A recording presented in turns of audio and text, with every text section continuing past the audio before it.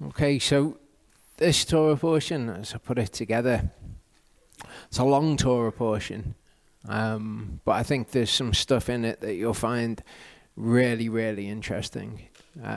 Should open up some understanding to you about certain things in your life, and you'll be like, oh, right, that's interesting. But it will be long. So mums, when the kids understandably, justifiably get to the point of, this is ridiculous, I'm not putting up with this, I'm going to start shouting, just be prepared. That may well happen. And yeah, Charlie, if you can just give me what time we should come back. I don't think the first and second parts are going to be all that long. I think the third part's the long one.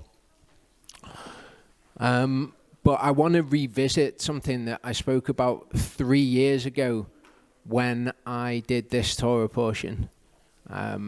It's a really, really important subject. And when I did this Torah portion last, I snipped the clip from it that became this video.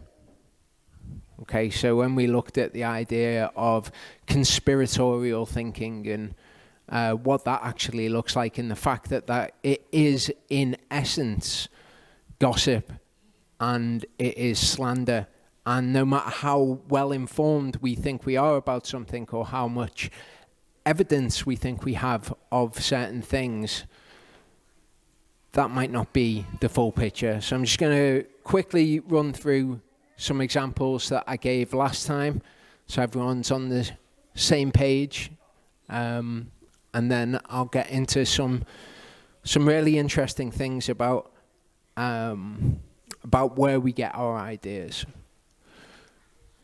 So the example that I gave last time, okay, we've got two houses on one side of the street, divided by a fence here, and JP comes out of his house. He comes out of his house and he's going to do some dancing with his flags. And he's dancing with his flags. And Mr. A, his neighbor, arrives back home. And he gets out of his car and he's on the phone. JP stops. He realizes he's on the phone and you can hear what he's saying, and it sounds interesting. He says, I've got a plan to get my business booming. Okay, so JP knows I've got a plan. It's going to help his business. It's going to bring in a lot of new customers, people who don't even know that the business exists. So this plan is going to bring in new customers that don't know that the business exists. This is the information that JP has. That's the best bit. I know just the guy who can do it. Okay, plan to bring in new customers. He knows a guy who's going to do it for him. Now, JP's in his house. Here's the dividing fence. Mr. A's on the other side of this. Mr. B lives on the other side of the street. So this is what JP can see from his window. And he sees Mr. A going over to Mr. B's house. He goes over and he knocks on his door, and Mr. B answers the door. Mr. A goes inside. The next day, JP comes out to paint his fence. Mr. A comes out of his house and he's on the phone and he says, I had a meeting last night. Let's just say it's a done deal. So plan to bring in new customers. He knows the guy that's going to do it. He had a meeting last night. Let's just say it's a done deal. JP's seen him go over to Mr. B's house. Okay, here's a top-down view of the neighborhood. Here's your houses with their gardens and the streets in between. So we can have JP's house here, Mr. A's house here, Mr. B's house here. This is Mr. A's business. Let's just say it's a big pharmacy. That road there is the only way that you can get to the pharmacy. So all of these people may as well not know it exists, because in the way of it all, there's a massive pond, a lake. Okay, so they don't know that this pharmacy's there. In order to get to it, you've got to go on the highway and come off and go down this little obscure road, so people don't know that it's there. Soon after all of this happens, what JP has observed here, he's heard all this information. Soon after, work starts on a road. Soon after that, Mr. B's son, Mr. B Jr., gets a sports car. Okay, so JP has seen, got a plan. It's going to bring people to the business who don't know that it exists. I know the guy to do it. He goes over to Mr. B's house, comes back, and he says, I had a meeting last night. Let's just say it's a done deal. This road opens up. Mr. B's son gets a sports car. The road gets completed, and Mr. A digs a little bit of a driveway to his business. So now it's connected. There's a major road running past this business. All these people, all these new customers are coming to Mr. A's business. So pieces of information that JP has. Mr. A had the plan to bring new customers to his business. Mr. A said he knew the right guy to do it. He met with Mr. B that night. Mr. B is the town planner. Mr. A described the deal as done after the meeting. A new road started to be built soon after that goes right past Mr. A's business. And Mr. B's son got a new sports car soon after that. So there's new money in the house. So you might think, if you're in JP's position, you might think, wow, well, I can see what's happened there. It's pretty obvious, isn't it? He has a meeting with the town planner, then a road opens up right next to his business. There's new money in the house. You'd be stupid not to think that that's what's happened. But pieces of information JP doesn't have. Mr. B's son is a web developer. Mr. B's son made a website for Mr. A's rich client. Mr. A's rich client told Mr. A. So now he knows the guy that he needs to do what he needs done. Mr. A decided he wanted to start doing online sales because it would increase his limited customer base and open him up to a much higher sales volume. Mr. A went over to meet with Mr. B's son, and then Mr. B's son bought a sports car with the money he had recently made building these websites. So you can have all of this information, which is highly suggestive of one narrative. And if somebody puts it all together in a narrative for you, maybe makes a video and puts it all together in a chain of reason for you, then you might well start to think that that is the case. But of course, you can be missing information, and the same is true in a wide variety of situations. It doesn't even need to be conspiracy theory videos. It can just be events in your own life. You only have limited information about events that are transpiring in your own life, so you build a narrative which is actually false. The new road had been planned for 15 years, okay, and as you become aware of these pieces of information, you can actually see what's happened here. So relevant considerations: there is always much more to situations than we can possibly know, regardless of how well informed we think we are, or how those pieces of information have either been put together by us or by somebody else for us. Reverse engineering something from the perspective of one with a very limited amount of information can only ever produce a theory that encompasses only the information that you know. You can never come up with the real reason that something has happened. You can only construct a scenario in your head based on the tiny bits of information that you know. The situations that you speculate on are most likely, therefore, going to be inaccurate, or at least accurate only to the degree of information that you have. When you speculate inaccurately like this, the nuances of the situation are ignored in favor of broad brushstrokes that perpetuate your current biases. And we've looked at how we construct our maps of the world and how they can be inaccurate. So our biases are not necessarily correct. Information contrary to your current belief is ignored, and neutral information that can be understood in the light of your theory becomes supporting evidence. So we looked at this as confirmation bias, or whatever people want to call it, my way bias, some people call it. So Yahovah judges the heart, and he possesses the exact information. He possesses people's motives and their exact level of culpability. Therefore, he asks us to leave these things to him in the world, okay? He doesn't ask us to become involved in them. He certainly doesn't ask us to perpetuate theories and tell other people about the way that things are in the world. He says, do not revenge yourselves, but give place to wrath.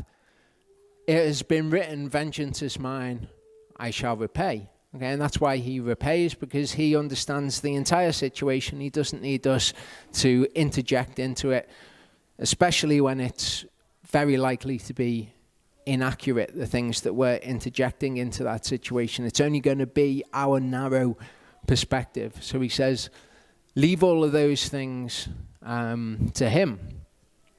I was speaking to Charlie about this sort of thing. We were discussing what to do with a few videos that were on the channel that were more conspiratorial in nature, some that I'd done, some that Charlie had done, and we just decided what we're going to do is we're going to remove them from the channel, because we're interested in teaching truth, we're interested in teaching righteousness and justice. So those periphery things, be they true, be they not, are not important. They're not things that we want to associate with Yahovah's name, because we associate with his name truth, things that are actually true, not things that might be likely or anything like that. So we removed a few videos from the channel on that basis. Now, when people go into these situations, what they tend to do, because we only possess our information, is they speculate about how something may be, how something may not be, what might be the cause for it, what we think is the likely cause for something. But as we've seen, we can come to very erroneous conclusions about this. So if you find yourself saying any of these things, this is based on speculation, just so you recognize the sort of thing that is speculation over truth. They had a secretive meeting that day when they decided they would. Okay, well, wait there. It was a secretive meeting. They had the secretive meeting. How do you know what they decided in it? You can see what they did afterwards, and you can reverse engineer it from that point, but you can't say from this meeting onwards they decided they were going to do this thing. His actions were intended to bring about. We see somebody do something in the world that we think, well, that's not going to bring about very good action, very good consequences. So we say it was his intention to bring about those negative consequences. That's not truth. That's speculation. They're using event X to prepare us for speculation Y. Okay, so if you find yourself saying anything like this, it's false. It's not truth, and they're things that we should avoid. And if you find yourself watching things where they make comments like this, they come to conclusions like this, it's not truth, and they're things that we should avoid. So, as an example of how your bias can change how you view things, if you've got the bias, I distrust the government, I distrust technology, I distrust organization XYZ, outcome may well be organization X is implementing a piece of technology for the government that somebody has told me something bad about it, made a series of statements that claim to be factually informed, as all of these things do.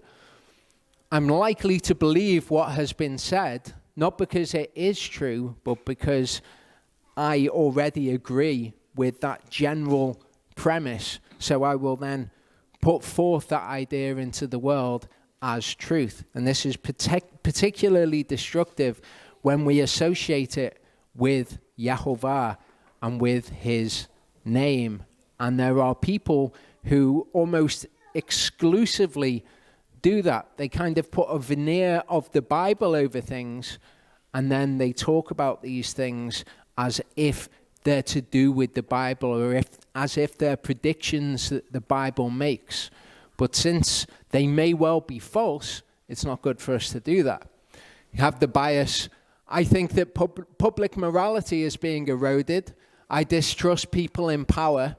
Outcome may well be, when public morality is eroded by an act of the powers that be, and somebody tells me that it was their intention, I believe them.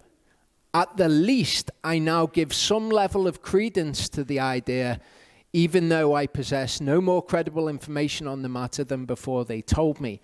And this is one of those destructive, corrosive things about this.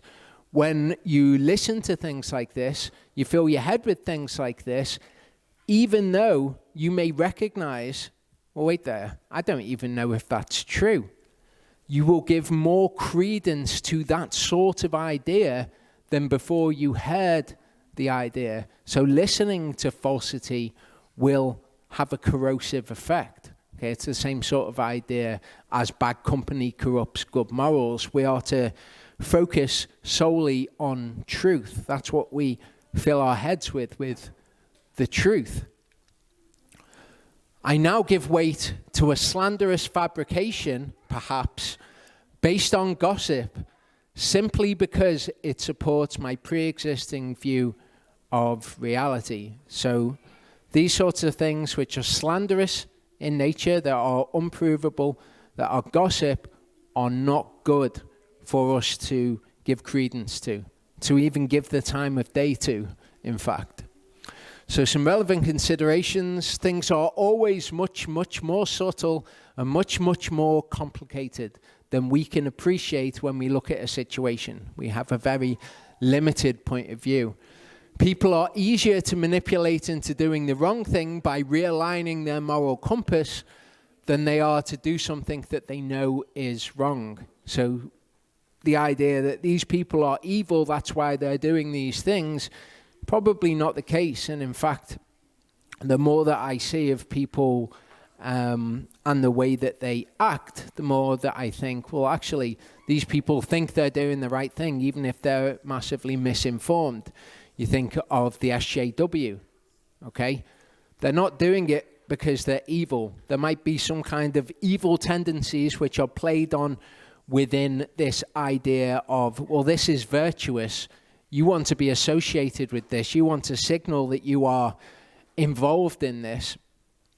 But generally, the idea isn't, this is evil, therefore we should do it. The idea is, this is virtuous or this is good, therefore we should be involved in it. It's a twisted morality. It's not a good morality, but that's how people can be played. Hasatan is a deceiver, and he plays on people's weaknesses and greed, among other things. Hasatan, though, is ultimately achieving Yahovah's will. So, we're not to involve ourselves in those things. We're not to seek to educate ourselves or to merely feel educated about things that are well beyond our scope of experience, reach. We leave those things to Yahovah because he understands all of the intricacies and he is just. He will have mishpat done in the world. And even if we look at something and we say, well, that's not good that that's happening, we know that Yahovah is ultimately in charge. So we leave those things to him.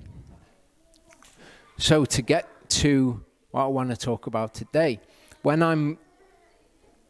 I think of a Torah portion, I think maybe I'll talk about that in this Torah portion. So this Torah portion, I know that last time I talked about conspiracy theories.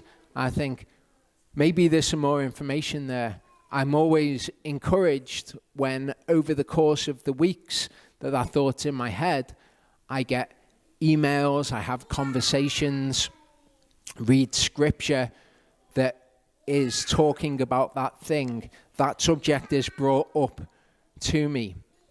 And indeed, over these past few weeks, I've received numerous emails on this on this sort of subject and people who are involved in teaching this sort of thing.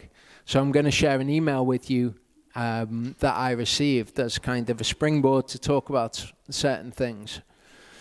JP, hope all is well. I've been wanting to talk to you rather for a long time about something, but also trying to figure it out for myself, but here I am. My family is and has always been from the south of my country. We have always been heavy gun owners and Second Amendment advocates. My family has fought in every war this country has had from the Revolutionary War onward. Everyone here in the South is the same way for the most part. After going through Torah now with you all, this will be my fourth time, I'm seeing things differently, and I consider this as good because I now don't want to get into the politics of the country anymore. I think it would have happened sooner, but I think I clung on to people like X or X. Now, I've excluded the names because one thing I don't want to be doing is slandering other people. I can talk about behavior that is not good, that we shouldn't be involved in, but I'm not going to bring anyone's name into this. Because they thought like I did on certain things like guns and being prepared. Seems very illogical now, but what are we allowed to do and not to do when it comes to the self-defense of my family or a widow being beaten on the street in broad daylight? Are we supposed to stand by and watch if our daughter or wife is getting raped? I heard of an Amish family getting broken into, and his daughter and his wife and daughter were raped for almost a year because they would leave it up to the Lord to protect them.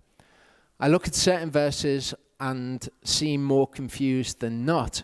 Exodus 22, 2-3, I get that if a man breaks in, or woman, if they are struck so they die, there is no blood guilt. Then verse 3 talks about if the sun be risen, then blood guilt. I heard it also said this verse would mean that if he or she is found breaking in and killed at that moment, no blood guilt. But if you can hunt him down or find him after the incident and kill the person, then there would be blood guilt. It would seem like protecting your family is okay in Luke chapter 11 when the parable says, where the armed strong man of the house guards his own house, his goods are safe. Lot was kidnapped, and Abraham killed a lot of people in the slaughter of the kings. Deuteronomy 22:27, the betrothed damsel cried and there was none to save her. Seems like we should protect women. Psalm 88, the whole thing. He says, don't get me wrong, my heart is never to kill anyone, and I don't care about someone killing me, but I do worry about those I'm responsible for. I want to really understand where is the Lord's heart on the subject, because I see a lot of verses that seem like they could go either way, and some that say no and some that seem to say yes on self-defense. I do believe that X and X's heart are in the wrong place with thinking just kill everyone, and maybe God needs my help type mentality, but I do really struggle with defending those in my care. Hoping you have already done something that answers these questions or can help me out, because guns and killing are the mindset of Americans, it would seem, and those in the Torah movement just seem to collect more guns and buy more food to store. And this is a popular idea, not just in the Torah movement, but in the Christian church. In America, you know, the Second Amendment is a big thing. The right to bear arms, okay, the right to self-defense. It's a big thing. Before I came to the scriptures, it was something that I was right on board with, the idea that you can be armed and defend yourself. It makes sense. But once we come into submission to the scriptures, we have to, as this guy is, contend with what the scriptures actually say about it. And there is a huge correlation in my experience between people that teach conspiracies, that share all these conspiracies about what is going on in the world, also with teaching, take up your guns, and if somebody comes to your house to whatever, take away your liberty, then you should kill them. And that's the right thing to do, and that's what God would have you to do. But this is actually falsity. Okay, this isn't what the scriptures teach at all. And using verses like that to say, well, these verses are saying, defend yourself, defend other people with violence, that is skewing the word in line with one's own morality.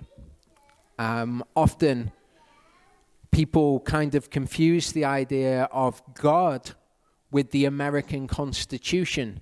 And they say, well, you know, America's God's land and the Constitution is God's way of being. But that's not actually the way that it is. The Constitution's a fantastic document amongst the nations of the world. I would say that as man's way of doing things, it's probably the best because it has all these checks and balances in to stop injustices from being done. However, things like the First Amendment, the freedom to practice whatever religion you want, in a Torah-based society, that would not be a right. Okay, those people would be stoned. Yahovah's way of doing things is actually entirely different, and we shouldn't confuse the two. Obviously, in the world today, we wouldn't stone people for practicing the religion they would want, and as a way outside of Yahovah's system of doing things, that seems to be a good way. It would seem to, in fact, be the way that the scriptures would say. You know, you don't go and kill people for practicing another religion unless we are under Yahovah's authority, we're living as Israel, and we have judges to carry those sorts of things out. And judges are kind of very important to understanding a lot of what's going on here. So we looked at Abraham and Lot and that situation recently in the Torah portion that covers that. But to look at the other verses that were mentioned. Luke 6:27-33. Okay, we've really got to understand what Yeshua is saying here. He says, but I say to you who are hearing, love your enemies, do good to those hating you. Okay, and you can't just take that verse and say, well, therefore, we should be doing good to anybody, and that would be not self-defense and all that. You can't extrapolate a single verse out like that. But if you look at this verse in context and all the other verses that follow, they're all telling us the same way of being, in the same revolutionary way of looking at the world. We must remember that Yeshua is fulfilling the Torah. This is what he said he was doing at the Sermon on the Mount.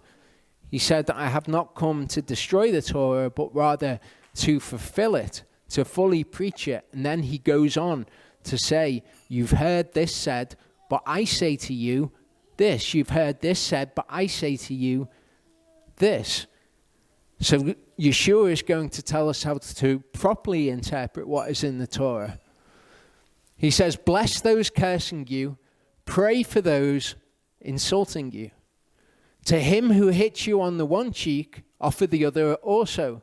And from him who takes away your outer garment, do not withhold the inner garment either. So all of these things are of a sort. You know, if you might think it's an injustice to you if somebody comes to take your outer garment, but Yeshua is saying, don't resist them. Give to them your inner garment too. Don't withhold that from them. If they say, give me your inner garment too, don't withhold that from them. Give to everyone who asks of you, and from him who takes away what is yours, do not ask it back. So all of these sorts of things are of a sort, aren't they? They're all the same way of thinking about things. Somebody comes and does injustice to you, they do evil to you, you are to do good to them in return to that.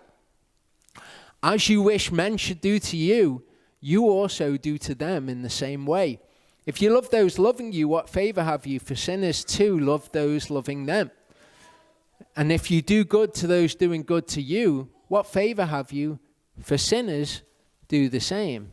Okay, so if people are all being cordial with you and you're being cordial with them, that's no big deal. Sin is acting exactly the same way.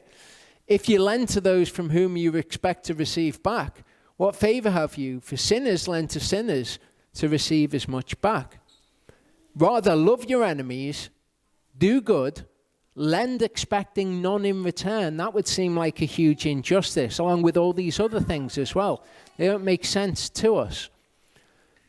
Your reward shall be great, and you shall be sons of the Most High, because he's kind to the thankless and to the wicked ones. So to all of these people, in the face of these provocations, we should not be turned to acting in the same way towards them. That's how the sinners act. Okay? In the face of those provocations, we continue to do good. We continue to pray and to even bless those people who are doing those things towards us. So what Yeshua is saying here, maybe if you take part of one of these verses, you can say, oh, well, you could understand this in a different way. But when you take it as a whole, we can see exactly what Yeshua is saying here. Exodus 22, 2-3 says, if the thief is found breaking in, and he is smitten so that he dies, there is no guilt for his bloodshed.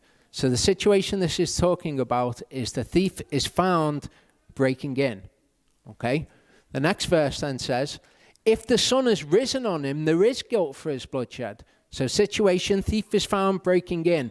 If the sun has risen on him, there is guilt for his bloodshed. It doesn't say anything about if it's the next day. It doesn't say anything about if it's any time afterward. It says if the sun has risen on him. If it was about it being some time afterwards, the sun being risen on him wouldn't have any relevance whatsoever.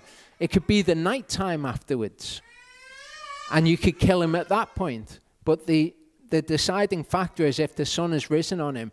And the situation is, if he's found breaking in and the sun has risen on him, then there is guilt for his bloodshed. So what's the important thing? Whether it's light. If the thief is found breaking in, we find elsewhere in Scripture that the thief breaks in the night. Okay, so if the thief's found breaking in, it's night, and he gets smitten so that he dies, it's his own fault. You don't bear guilt because somebody else broke into your house and they ended up dead. A lot of these situations are to stop people from being punished in situations where it wasn't their fault. If the sun's risen on him, though, there is blood guilt because you can see him. You know what's going on.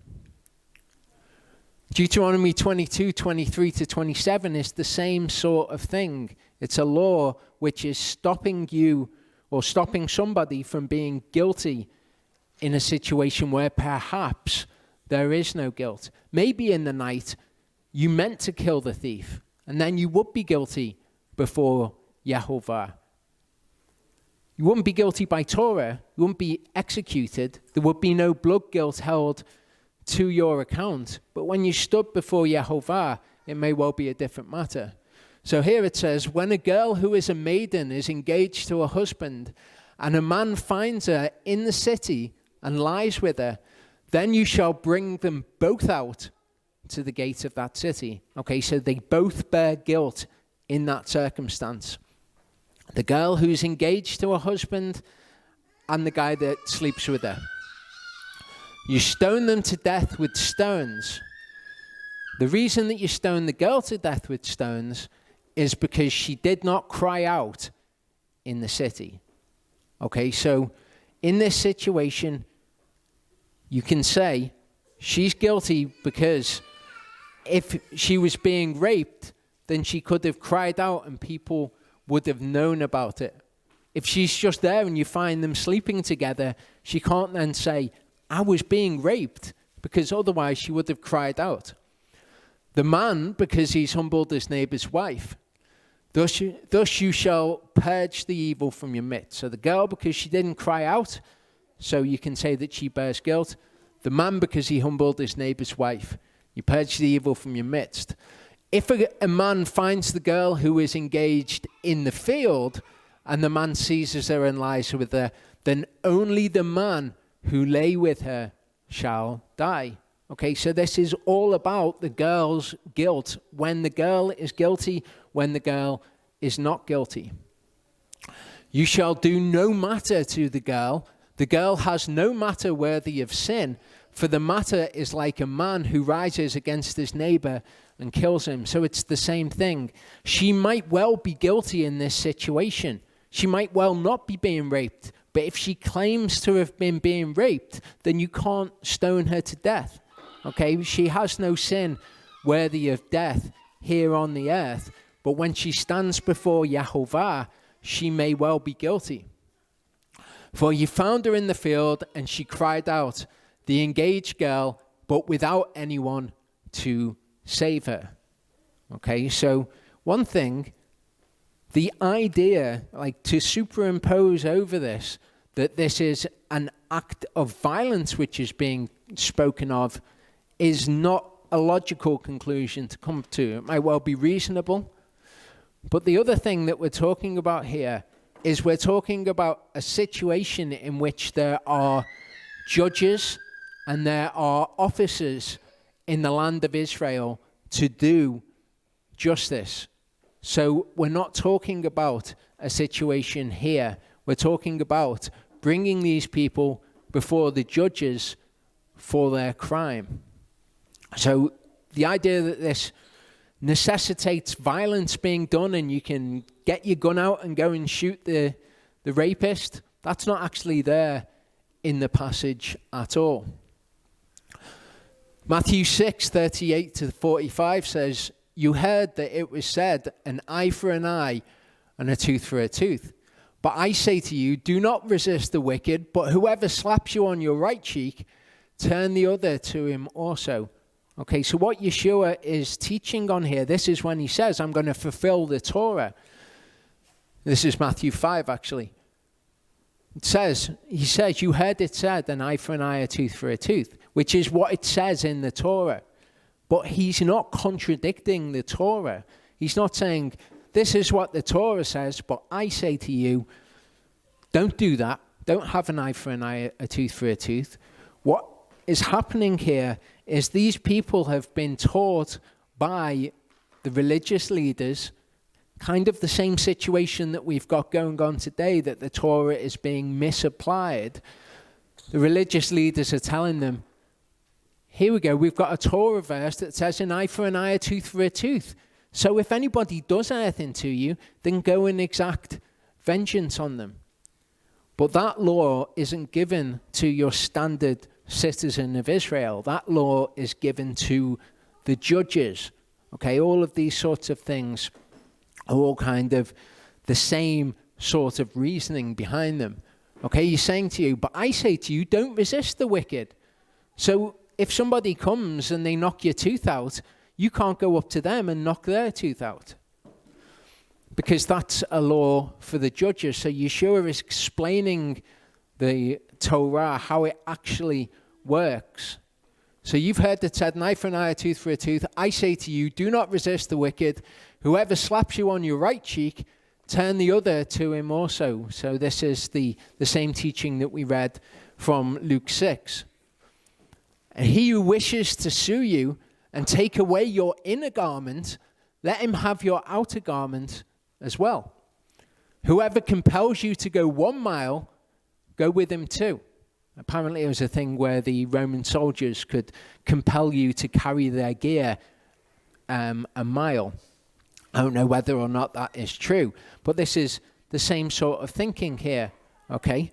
Somebody's compelling you to do this thing, do more. Do good to those who are persecuting you. Give to him who asks of you, and from him who wishes to borrow from you, do not turn away.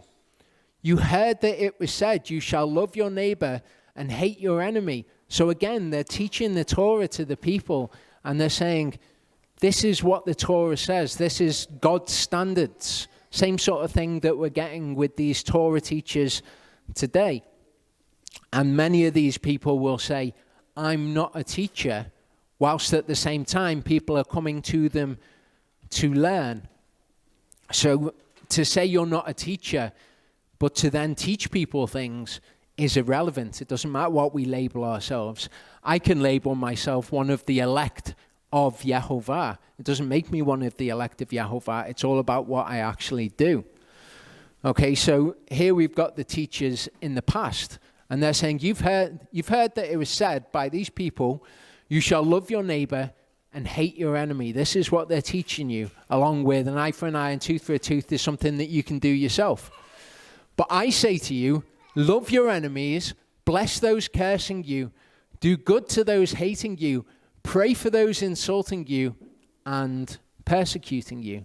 Okay, so it's all the same mindset. Do good. In the face of evil being done to you, do good in return. Pray for these people, bless them. Leave yourself in Yahovah's hands. We'll get to the Amish as we continue through this. So that you become sons of your Father in heaven, because he makes his sun rise on the wicked and on the good, and sends rain on the righteous and on the unrighteous. So you do the same thing. If somebody is wicked, if someone's unthankful, if someone's unrighteous, do good to that person. Do not do evil. Do not repay evil for evil. Luke 11. Okay, so the verse that this guy was speaking about was, when a strong man, having been well armed, watches over his own court, his possessions are in peace. So you might well read that perfectly reasonably out of context on its own and say, well, that sounds good. I want my possessions to be in peace, so maybe I should be a strong man who's well armed. Sounds like Yeshua is advocating it. But he continues, and he says, but when a stronger than he comes and overcomes him, he takes from him all his armor in which he trusted and divides his booty. So actually, Yeshua's point here is, you might think that you're strong, you might think that you're well armed, but there are people who are stronger and more well armed than you who can come along, and then the armor that you trusted in itself will be taken from you. Okay, you might be there with all of your guns in your house, but then when the army comes, they can come and take all of your guns, they can take you, and they can take all of your possessions, because what you're trusting in, which is the key to this, is your armor. You're trusting in your strength. Yeshua points this out as a nonsense, and remember, Yeshua is the Word made flesh.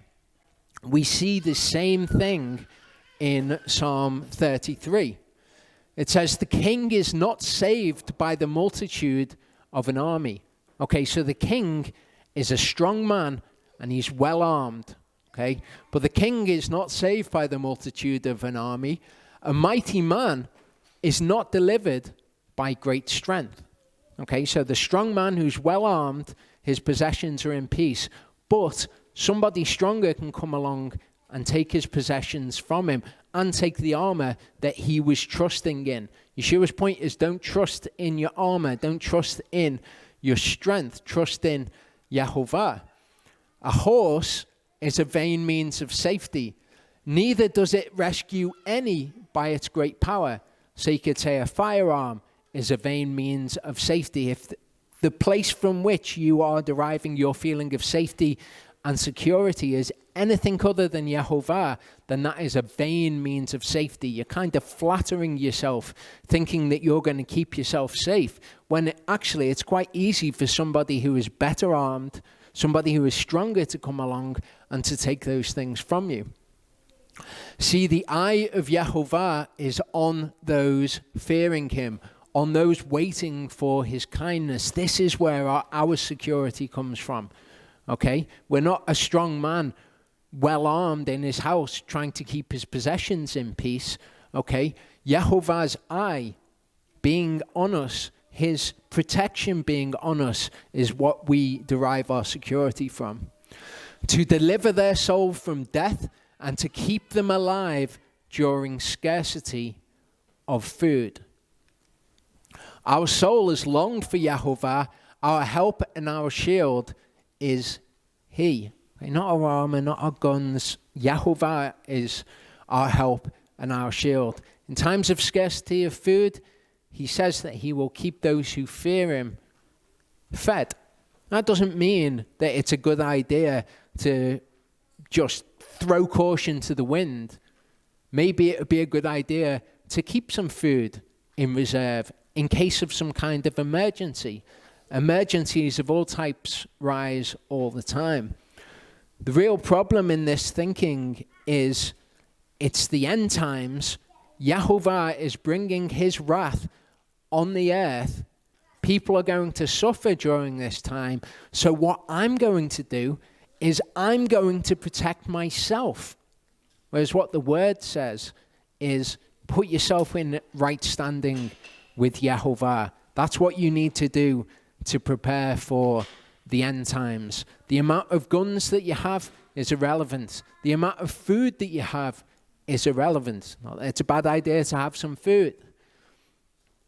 The thing that's relevant is how Yahovah looks towards you.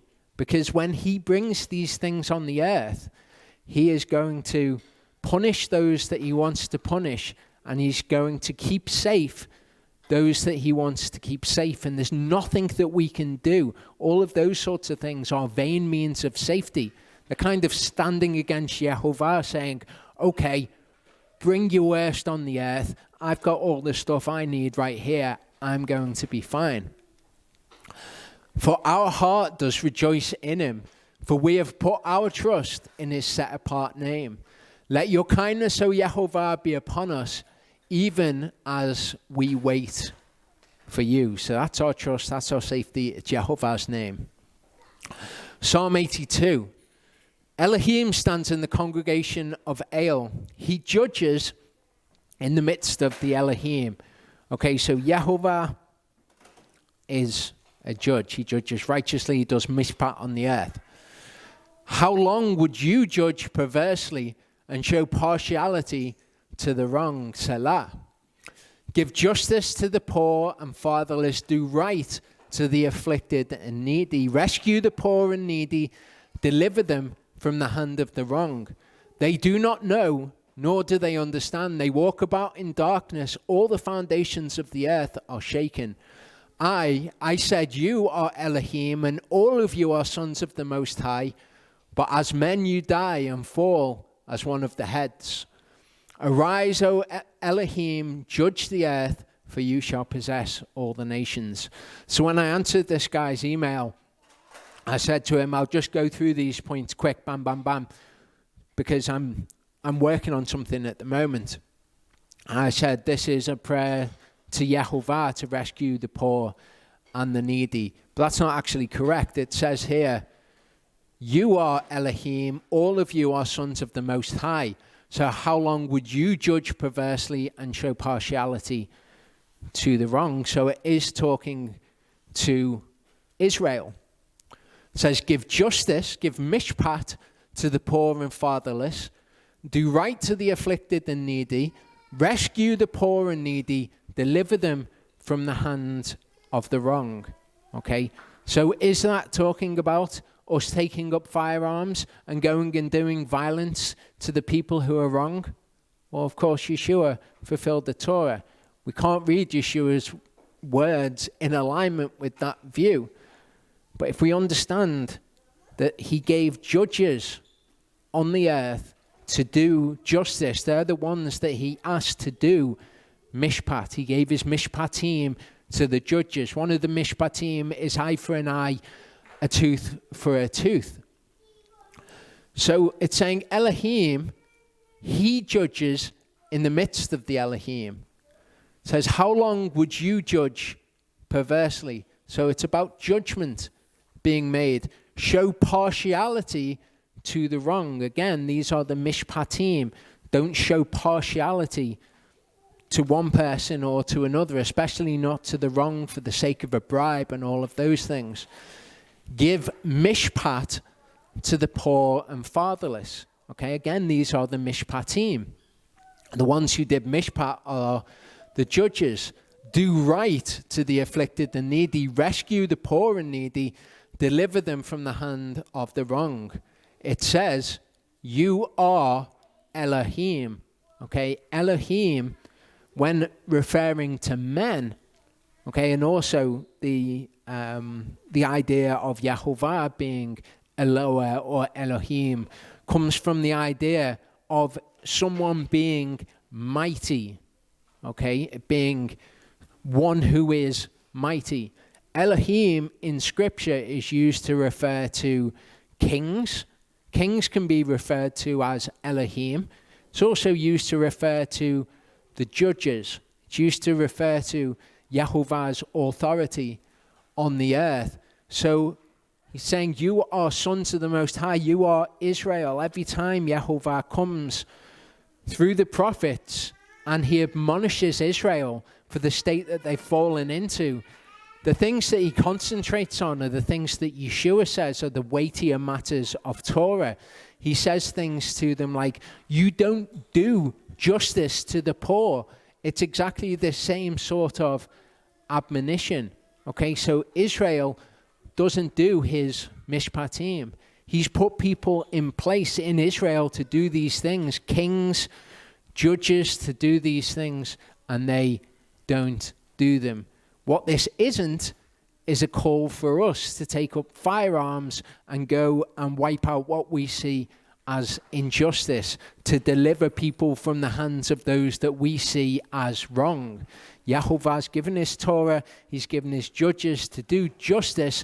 That is the wrong that he wants us to deliver people from, not what we see in our hearts as injustice and wrong. Exodus 21 verse 6 uses the word Elohim. It says, then his master shall bring him before the Elohim, and shall bring him to the door or the doorpost, and his master shall pierce his ear with an awl. Okay, it should bring him before the mighty, be they the people in the gate, be they the judges, be they the priests, be they the king. Bring them before the Elohim, pierce his ear through. This is how somebody comes into someone's service for their lifetime, goes into their household to serve them forever. Luke 22, 36 to 38. So this is when they're at the Last Supper. And he said to them, but now let him who has a purse take it, likewise also a bag, and let him who has no sword sell his garment and buy one. So this isn't one of the verses that the guy who emailed brought up, but I know that this sort of person who's teaching this falsity in Yahovah's name, it's the sort of thing that they bring up. They'll say, well, we're supposed to have swords. Yeshua said to his disciples, if you haven't got a sword, sell your garments and buy one. For I say to you that what has been written has yet to be accomplished in me. And he was reckoned with lawless ones. For that which refers to me has an end too. And they said, Master, look, here are 2 swords.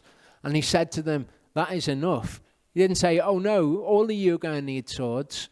If all of you haven't got swords, then you all need to go out and get one. They said, we've got 2 swords here. This passage explains to us why he said this. He didn't just say, go and get a sword because you're going to need it. I want you to defend yourself. He said, go and get a sword because it has to be fulfilled. What is written in Scripture of me, that he was reckoned among lawless ones.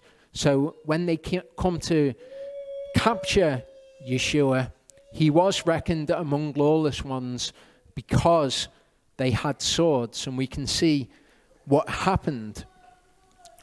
Matthew 26:51 says, and look, one of those with Yeshua put out his hand and drew his sword, and striking the servant of the high priest, he cut off his ear. So when the authorities came, they had the 2 swords, drew the sword, cut off the high priest's ear. So it's against the law. He's rebelling against the authorities. Yeshua was reckoned among criminals. He was reckoned among lawless ones. Then Yeshua said to him, return your sword to its place. This is Yeshua's big moment to say, come on, let's go. draw your swords, let's go. We're going to take on the Roman army. I'll call down the angels. We're going to have them all off. Let's do it. What he actually says, though, is all who take the sword shall die by the sword. Okay, so is Yeshua into self-defense? No. Yeshua is in fact saying, if you take up the sword, you'll die by the sword, which is important for us in the end times because it speaks of people who die by the sword. It speaks of various categories of people, one of which is those who are taken by the sword. So should we be taking up arms to defend ourselves? Well, if we do that, we may well find ourselves among those who die by the sword. We've seen Jeremiah before. When he was on his way to the king of Judah, he gets arrested by the guards. He didn't say, I'm on a mission for God, and pull out a sword and start trying to defend himself. He submitted to the authority of the guards. The guards took him and they put him in a cistern, and he was protected in that cistern. So if we're worried about scarcity of food like there was in the land at that time, then we need to submit to what Yahovah does to guide our steps, not take up arms in defiance of the authorities that he's put in place to defend ourselves. You take up the sword, die by the sword. Or do you think that I am not able to pray to my Father now, and he shall provide me with more than 12 legions of angels? Yeshua knows where his protection is, but he also knows that he is to submit to these things as they happen, for it is the will of Elohim. And sometimes we might not want to submit to his will. We might think that it's unjust to submit to his will. But that's what Scripture tells us to do in situations that we think are unjust, just as Yeshua did. He's our example in this. So to come on to the Amish, okay, the Amish who, when people came to the house, they didn't do anything to stop them. They let them rape their wives and daughters and said, Yahovah will protect us. Okay, this should sound familiar to us from when we went to Sukkot and we knew that the storm was coming and we said, it's okay, this is a giant storm.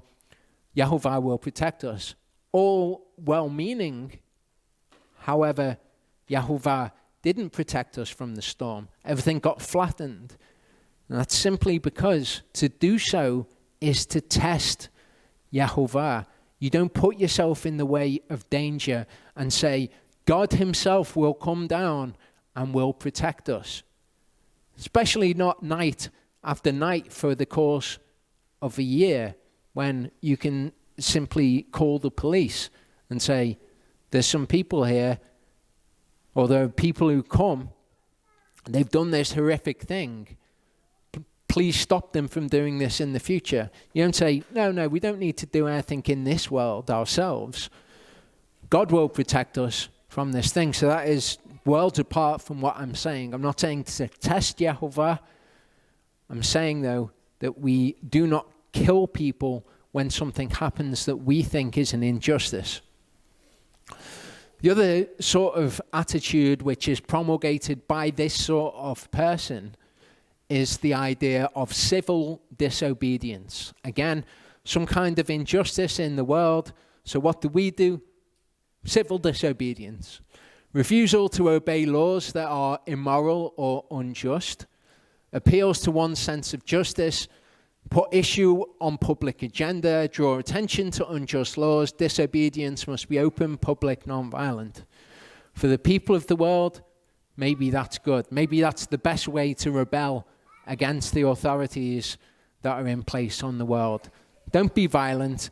Draw attention to these things that you think are unjust. But we exist under the umbrella of Scripture. So in Acts 5:27-29, it says, having brought them, they set them before the council, and the high priest asked them, saying, did we not strictly command you not to teach in this name?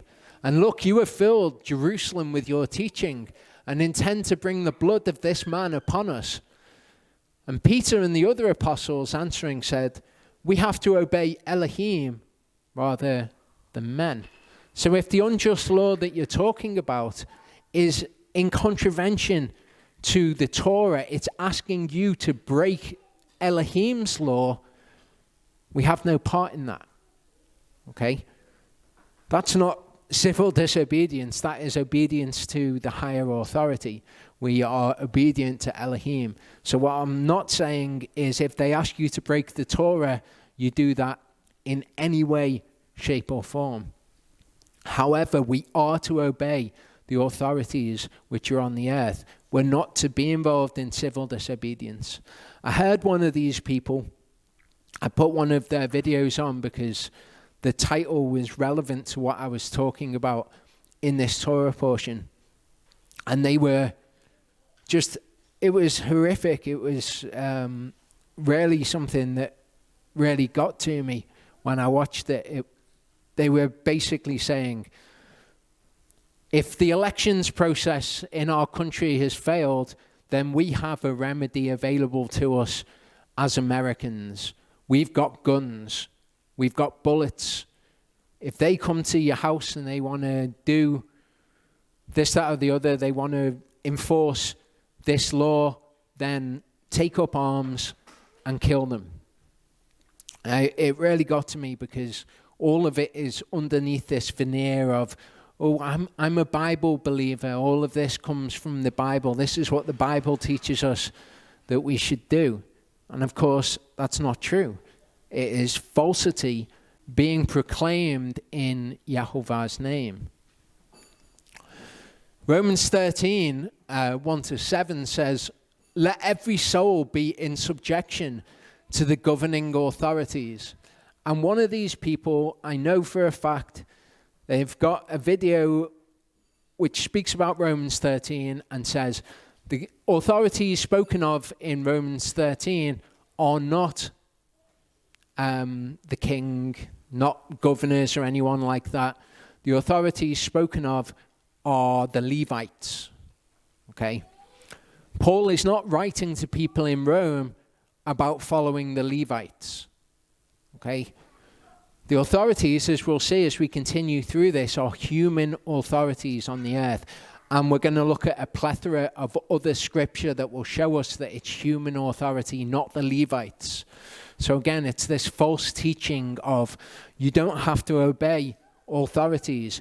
You can take up arms and you can have your own sense of justice, or the American sense of justice, a constitutional sense of justice, and you can exact that upon these people who have come to do this. So be in subjection to the governing authorities, for there is no authority except from Elohim, and the authorities that exist are appointed by Elohim. So right off the bat, there's no authority that's not appointed by Elohim. He who opposes the authority withstands the institution of Elohim, and those who withstand shall bring judgment on themselves. So it's really important that we understand what authorities this is that it's talking about, because we don't want to bring judgment or wrath upon ourselves by opposing that authority. For those ruling are an object of fear. Okay, again, not the Levites. You can't really shoehorn the Levites into this. Not to good works, but to evil. Do you wish to not be afraid of the authority? And that is the whole reasoning.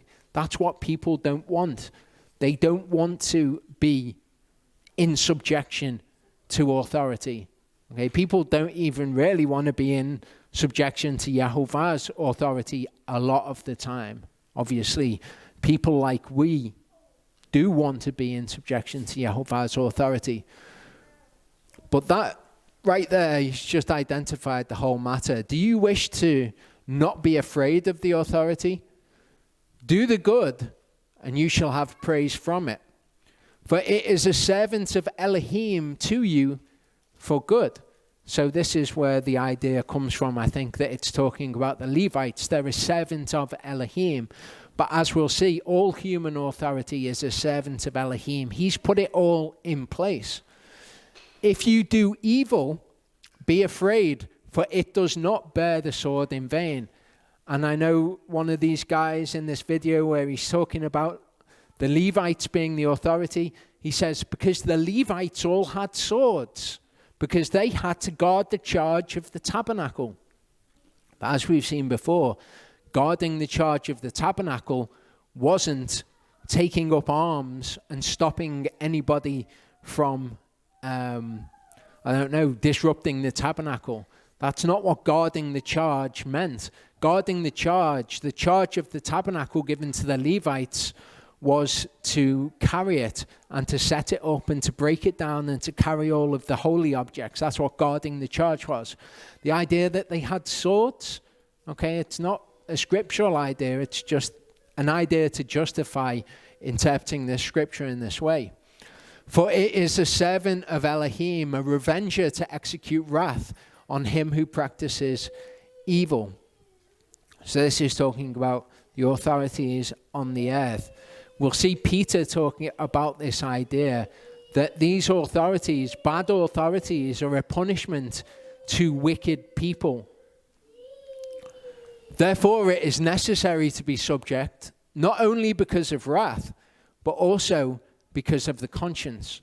Okay, so it's necessary to be subject, not only because of wrath, not only because you will bring judgment on yourself, but also because of the conscience. And that's something that Peter goes into for us to understand.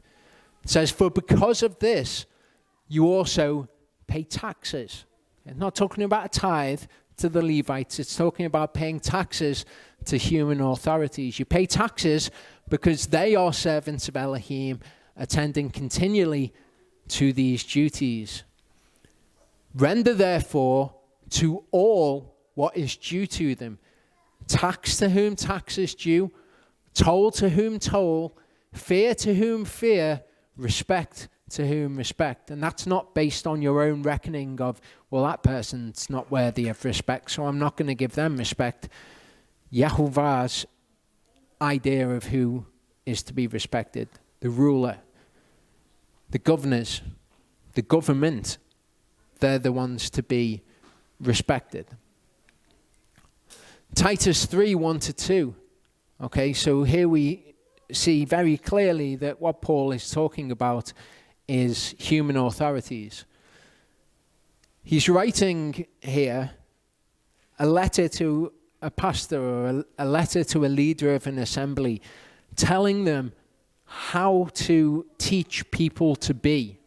Okay, and it says, remind them to be subject to rulers and authorities, to obey, to be ready for every good work, and not to slander anyone, okay, including the rulers or the authorities that you might think are up to no good. Not to be quarrelsome, to be gentle, showing meekness to all men. Okay, be subject to your rulers and your authorities, obey them, because it will be peace to us if we do that, as we'll see. Servants, obey your masters according to the flesh in all respects. So this is talking about somebody who is somebody's servant or somebody's slave, somebody who's in indentured servitude. Obey your masters according to the flesh in all respects, not with eye service as men pleasers, but in sincerity of heart, fearing Elohim. So these people who are put in positions of authority, we are to obey them, not because we want them to think that we're great, not because, it's all about them and being obedient to them. We do it in sincerity of heart, fearing Elohim, even when it's tough to do that. Whatever you do, do it heartily as to the master and not to men. Okay, so when you're obeying people, if it's difficult, think I'm doing this to Yahovah. It's an act of obedience to him, not to these authorities. Knowing that from the master you shall receive the reward of the inheritance. It is the master Messiah that you serve in these things. 1 Peter 2, 11-23 says, Beloved ones, I appeal to you as sojourners and pilgrims. Sojourners and pilgrims in this world that we find ourselves. to abstain from fleshly lusts which battle against the soul. Those fleshly lusts include these ideas of, if you feel threatened, take up firearms and protect yourself. Civil disobedience. Disobey those people that are doing things that you don't agree with. Just disobey them. They're lusts of the flesh. Peter says, which battle against the soul. Having your behavior among the Gentiles good, so that when they speak against you as evildoers, let them by observing your good works esteem Elohim in the day of visitation. Okay, when Elohim comes, when Yeshua comes from heaven. Have your behavior among the Gentiles good. Let them observe your good works. They're going to speak against you as evildoers. They're not going to get it. But our behavior is to be good among them so that they will esteem Elohim in the day of visitation. Be subject to every institution of man because of the master, whether to the king as supreme or to governors as to those who are sent by him. So Peter explains these things in exactly the same terms that Paul does. Okay, these are authorities that were set up by Elohim. They were sent by him, and they do service unknowingly to Elohim himself for the punishment of doers of evil and praise for those who do good. Okay, wicked people get wicked rulers, good people get good rulers, and you're always going to have a mix of those in society. But that is those who are sent by him for the punishment of doers of evil, bad governors, for a praise to those who do good, good governors. Because such is the will of Elohim. And this is really important for us to get our heads around. It's the will of Elohim that by doing good, you should put to silence the ignorance of foolish men. This is what Yeshua is talking about. In the face of people who wish to do evil, you do good. It might not make sense to you. It might be unjust for whatever it is to be happening to you. But in the face of that, you do good to them so that you can put to silence the foolishness of those ignorant men. As free, yet not using your freedom as a cloak for evil, but as servants of Elohim. Okay, our lives are not our own. We do good because he says do good. He does good to the thankless and wicked ones. Respect all, love the brotherhood, fear Elohim, respect the king. Servants, be subject to your masters with all fear, not only to the good and gentle, but also to the wicked. Okay, be subject to them with all fear. Give fear to whom fear is due. Not only to the good ones. You know, if you do good to those who do good to you, what praise or what favor have you? Also to the wicked. For this is favor, if because of conscience towards Elohim. What did Paul say? Not only because you're going to have judgment if you disobey them, but also because of conscience. For this is favor, if because of conscience towards Elohim, anyone bears up under grief, suffering unrighteously. Okay? That's favor from Elohim. If you suffer unrighteously because of conscience towards him, because you know that that's the right thing to do. I always used to say, be nice to people because you're nice, not because they're nice.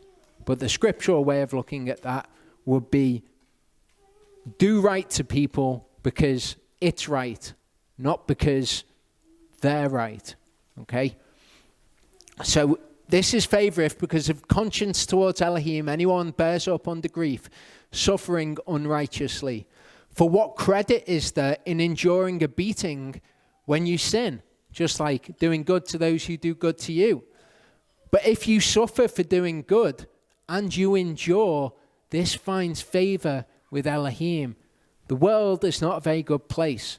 You might well, in certain circumstances, suffer unrighteously. It's not promised that we will never suffer unrighteously. But in those circumstances, it will be to our credit. It will be good for us if we endure a beating unrighteously, if we suffer unrighteously. For to this you were called, because Messiah also suffered for us, leaving us an example that we should follow in his steps, who committed no sin, nor was deceit found in his mouth, who being reviled did not revile in return, suffering did not threaten. He could have called down a legion of angels, but suffering he did not threaten. He committed himself to him who judges righteously.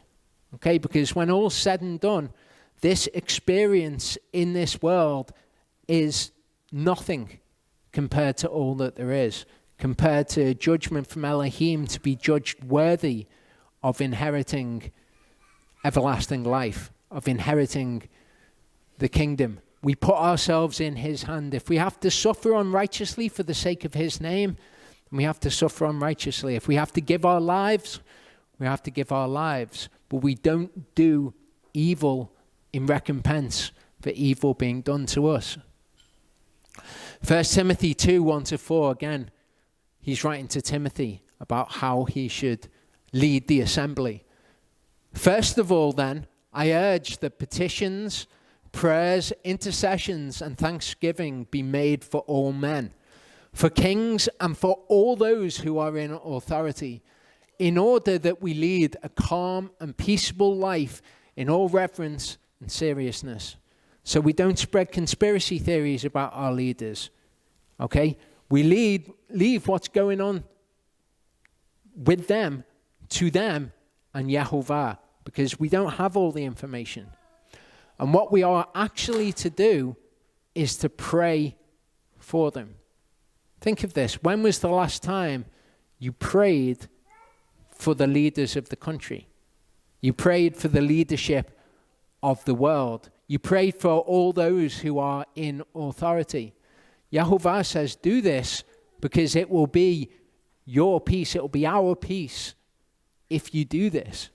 Okay? If we want peace, then this is what we should be doing. This is something that I'm trying to implement, because these authorities obviously don't seem very good. It is difficult to want to pray for them, but I know that this is what we are instructed to do in the Word. Okay, we're not to do civil disobedience or take up guns, and if they come to the door, shoot them all. All of that is abhorrent to Yahovah. It is falsity that is being taught in his name.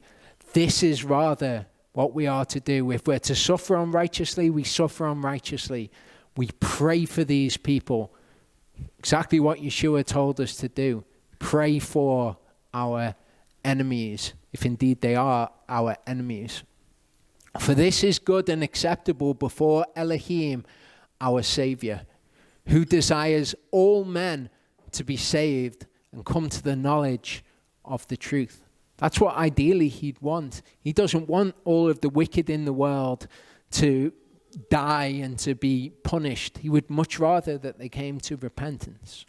We're to pray for these people. We're not to presume that we know, oh, well, there's no use praying for this person or for that person. Pray for the leadership of the countries where we find ourselves in the dispersion, so that it will be peace to us. 2 Peter 1 and 2 Peter 2. Okay, these are pieces of scripture which, as I've been going through this, have really meant a lot to me, and I thought that I would share them, that I'd read through them, because they contain a lot of this information. This is from the Aramaic English New Testament. Simon Peter, a servant and disciple of Yeshua the Messiah, to those who have obtained equally precious faith with us through the righteousness of our Master and Redeemer Yeshua the Messiah, may grace and peace abound to you through the recognition of our Master Yeshua the Messiah. An interesting idea. Grace and peace abounding to us through recognition of Yeshua.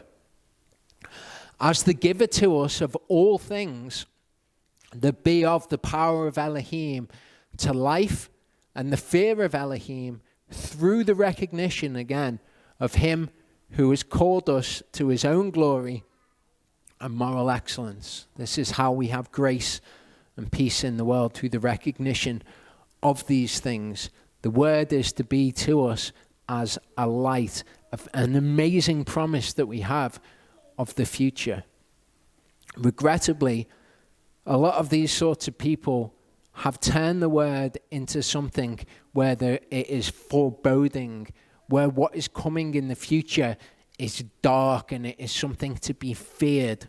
And it's kind of a sword of Damocles hanging over people's heads, that maybe this is the end times and maybe all these times of trial are going to come upon the earth. It's not how the word is to appear to us.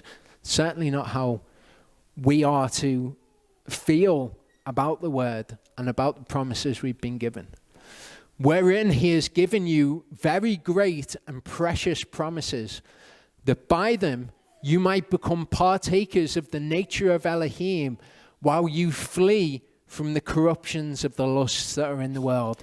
Not embrace them, civil disobedience, get your guns out, the lusts of the flesh, that's how the flesh wants us to act. The idea that you might have to suffer unrighteously in this circumstance is not what is pleasing to the flesh. And incidentally, that's not a promise that you will have to suffer unrighteously. It's an admonition that if you are called to suffer unrighteously, that you do so.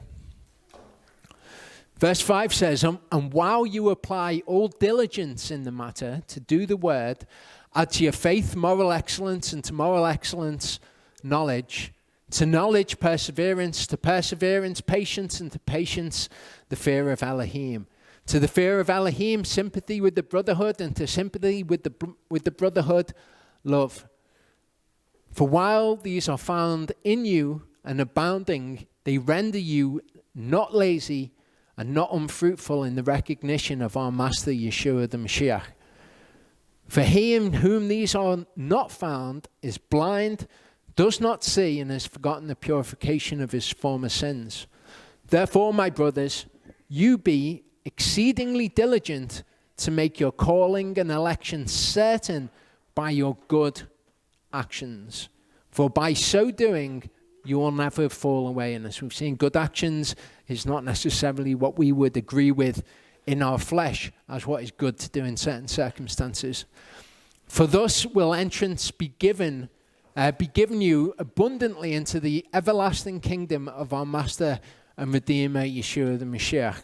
All that actually matters in this life is that we gain entrance to the everlasting kingdom. Doesn't matter if we suffer unrighteously for a moment. For this reason, I'm not wearied in reminding you continually of these things, although you know them well and are established in this truth. And it seems right to me, as long as I'm in this body, to excite you by monition, since I know that the demise of my body is speedy, as also my Master Yeshua the Mashiach has shown me. And I am anxious that after my departure, you too may have it always with you to make mention of these things. For we have not gone after fables cleverly crafted in making known to you the power and advent of our Master Yeshua the Mashiach. And this, regrettably, is what these sort of people do.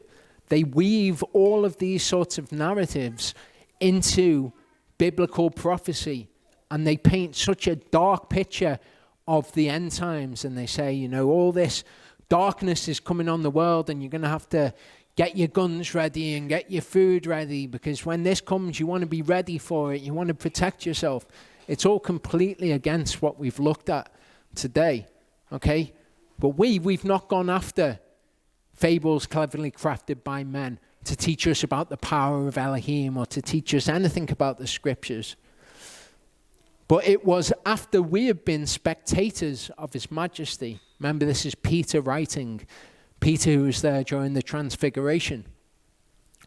For when he received from Elohim the Father honor and glory, and after the splendid glory of his majesty, a voice came to him thus, "This is my beloved Son, in whom I am well pleased."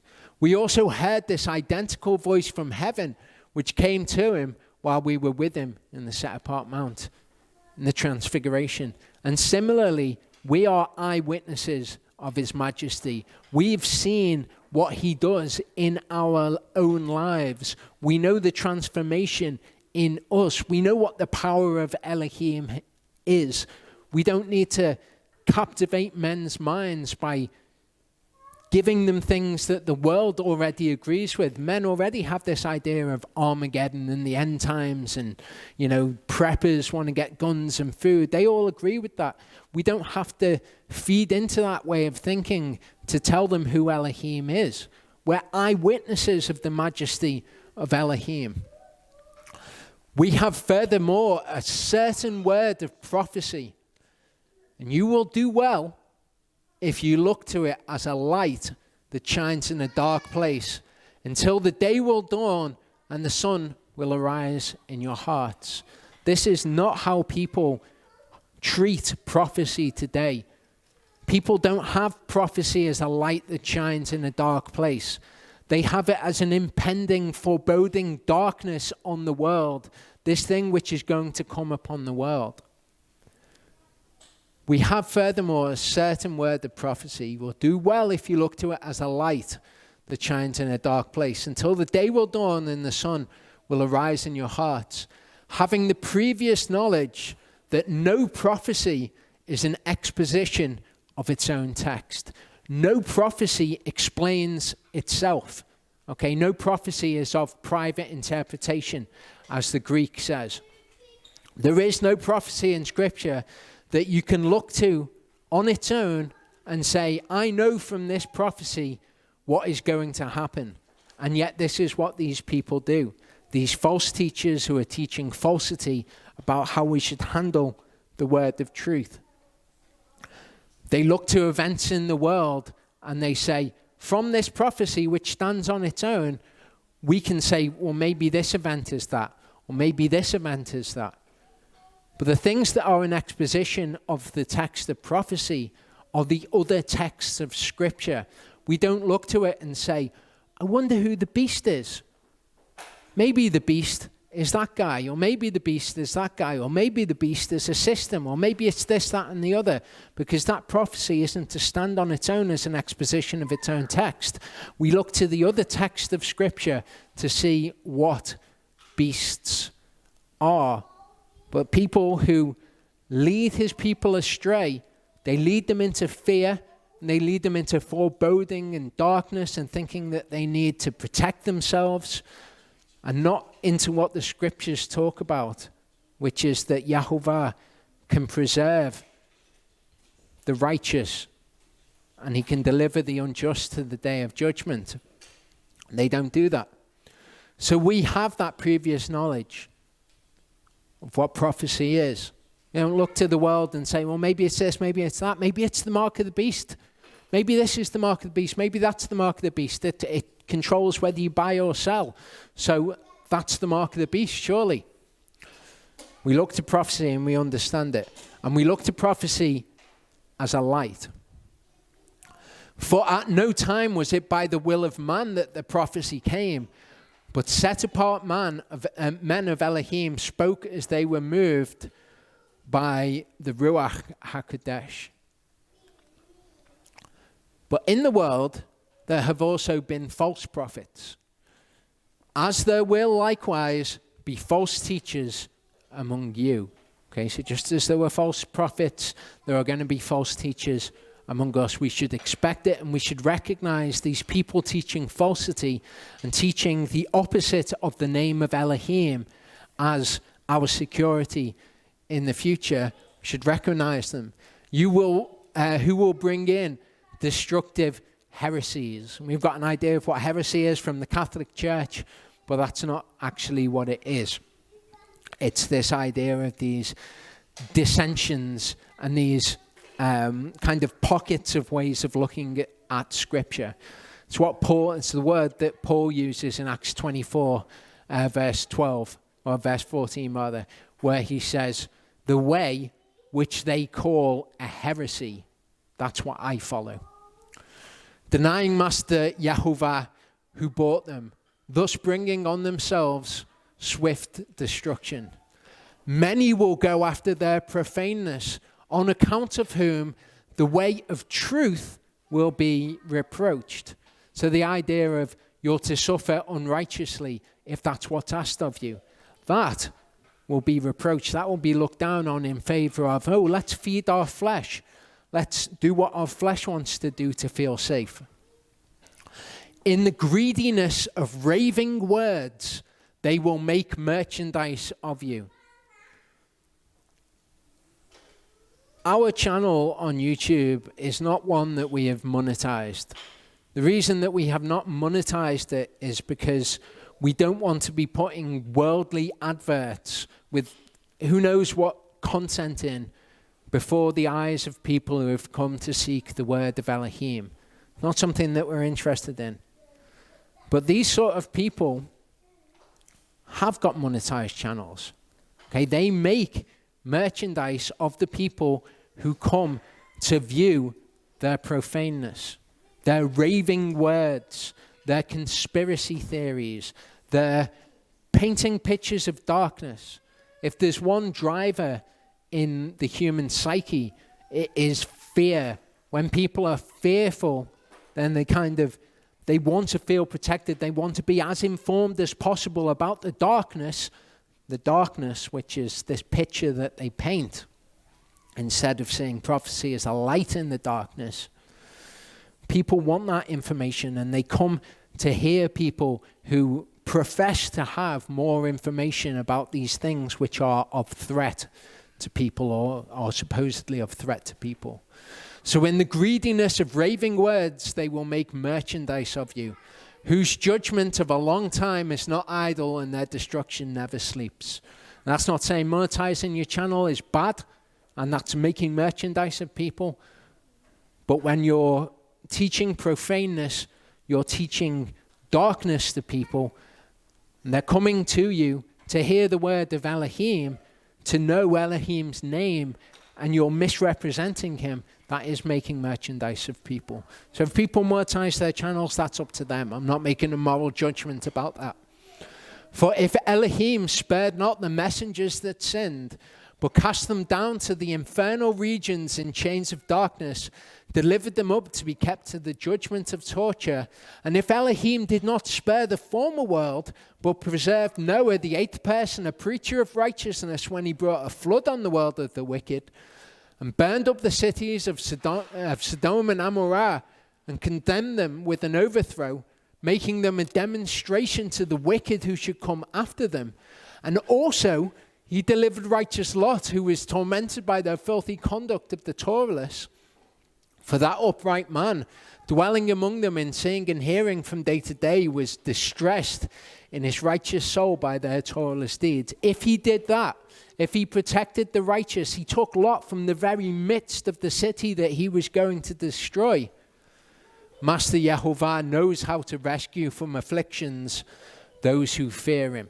If he's done that, he can do it again. And he will reserve the wicked for the day of judgment to be tormented. Okay? We don't have to worry about escaping the city. Lot wasn't there with all of his swords and spears, with a huge store of food for the day when Yahovah came to destroy the city. We can rely on Yahovah. He can put us exactly where he wants to put us, like he put Jeremiah exactly where he wanted to put him.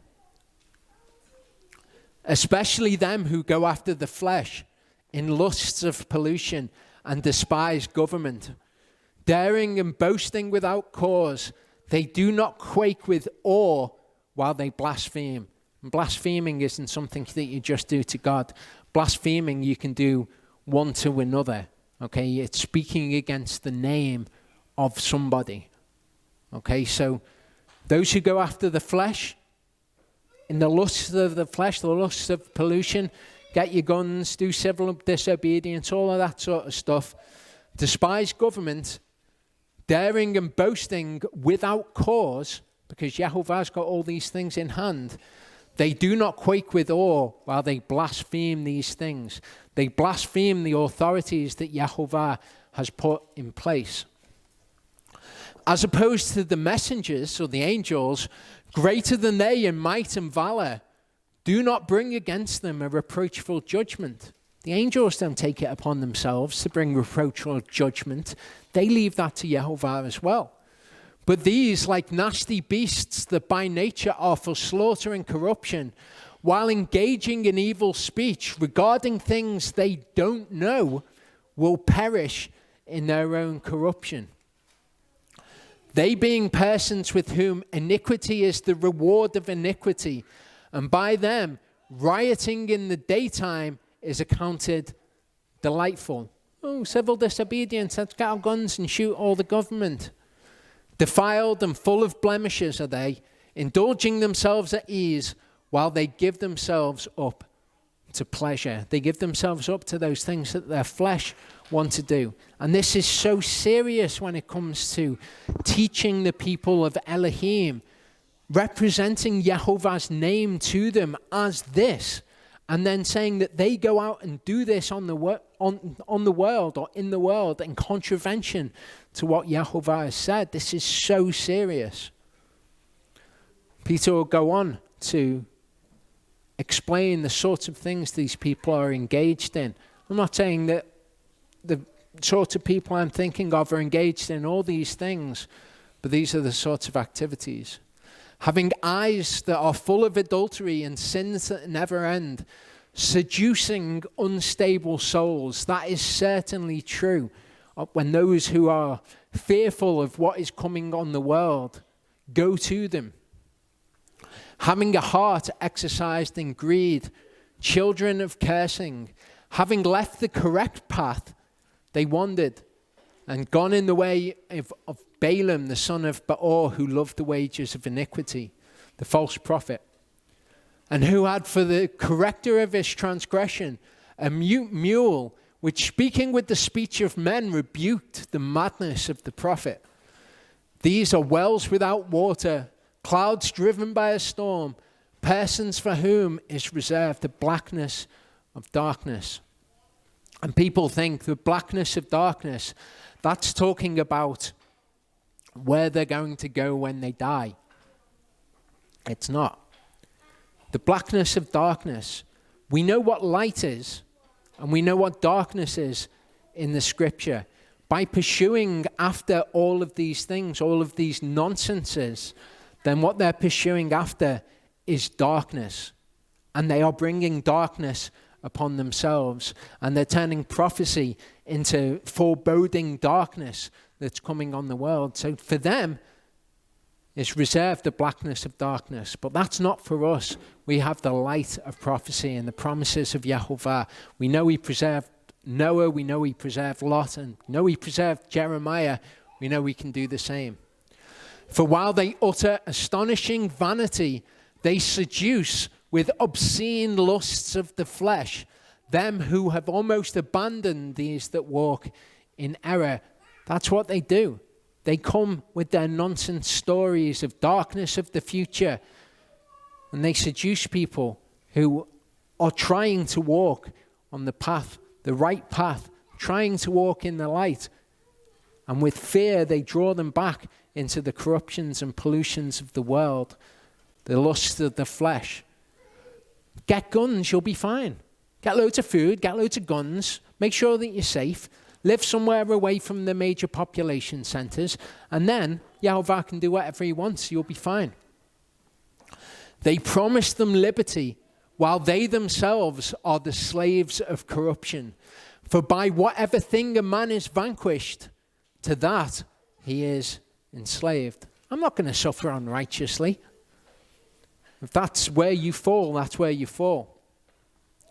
For if, when they have escaped the pollutions of the world by the knowledge of our Master and Redeemer, Yeshua the Mashiach, they become again involved in the same and are vanquished, their latter state is worse than the former. Because now in their latter state, what they're doing, they're putting this veneer of this is who Yahovah is, and we can do these things which are against the word. And they use the word to say that what Yeshua said in the word is not true. And they twist the word. For it would have been better for them to have not known the way of righteousness than after having known it, to turn back from the set-apart commandment that was delivered to them. But the true proverb has happened to them. The dog returns to his vomit, the pig that was washed to her wallowing in the mire. We've been redeemed from the mire.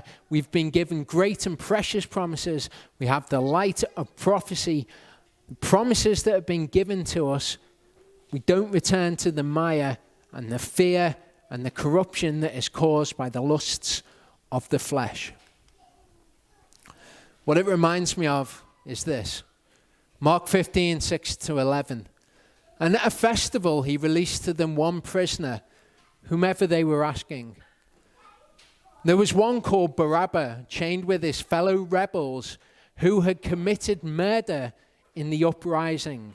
So this is a guy who had committed murder in the uprising against the Roman government, which was unjustly over the people. It was something that Yahovah had brought about on the earth, authorities that he brought about. But Barabbas, he took it upon himself to go and commit murder and to have an uprising against these people. The crowd, crying aloud, began to ask, as he had always done for them. But Pilate answered them, saying, Do you wish me to release for you the king of the Jews? For he knew that the chief priests had handed him over because of envy.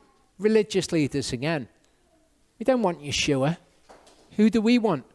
We want the rebel who's going to rise up and murder in the uprising against the government.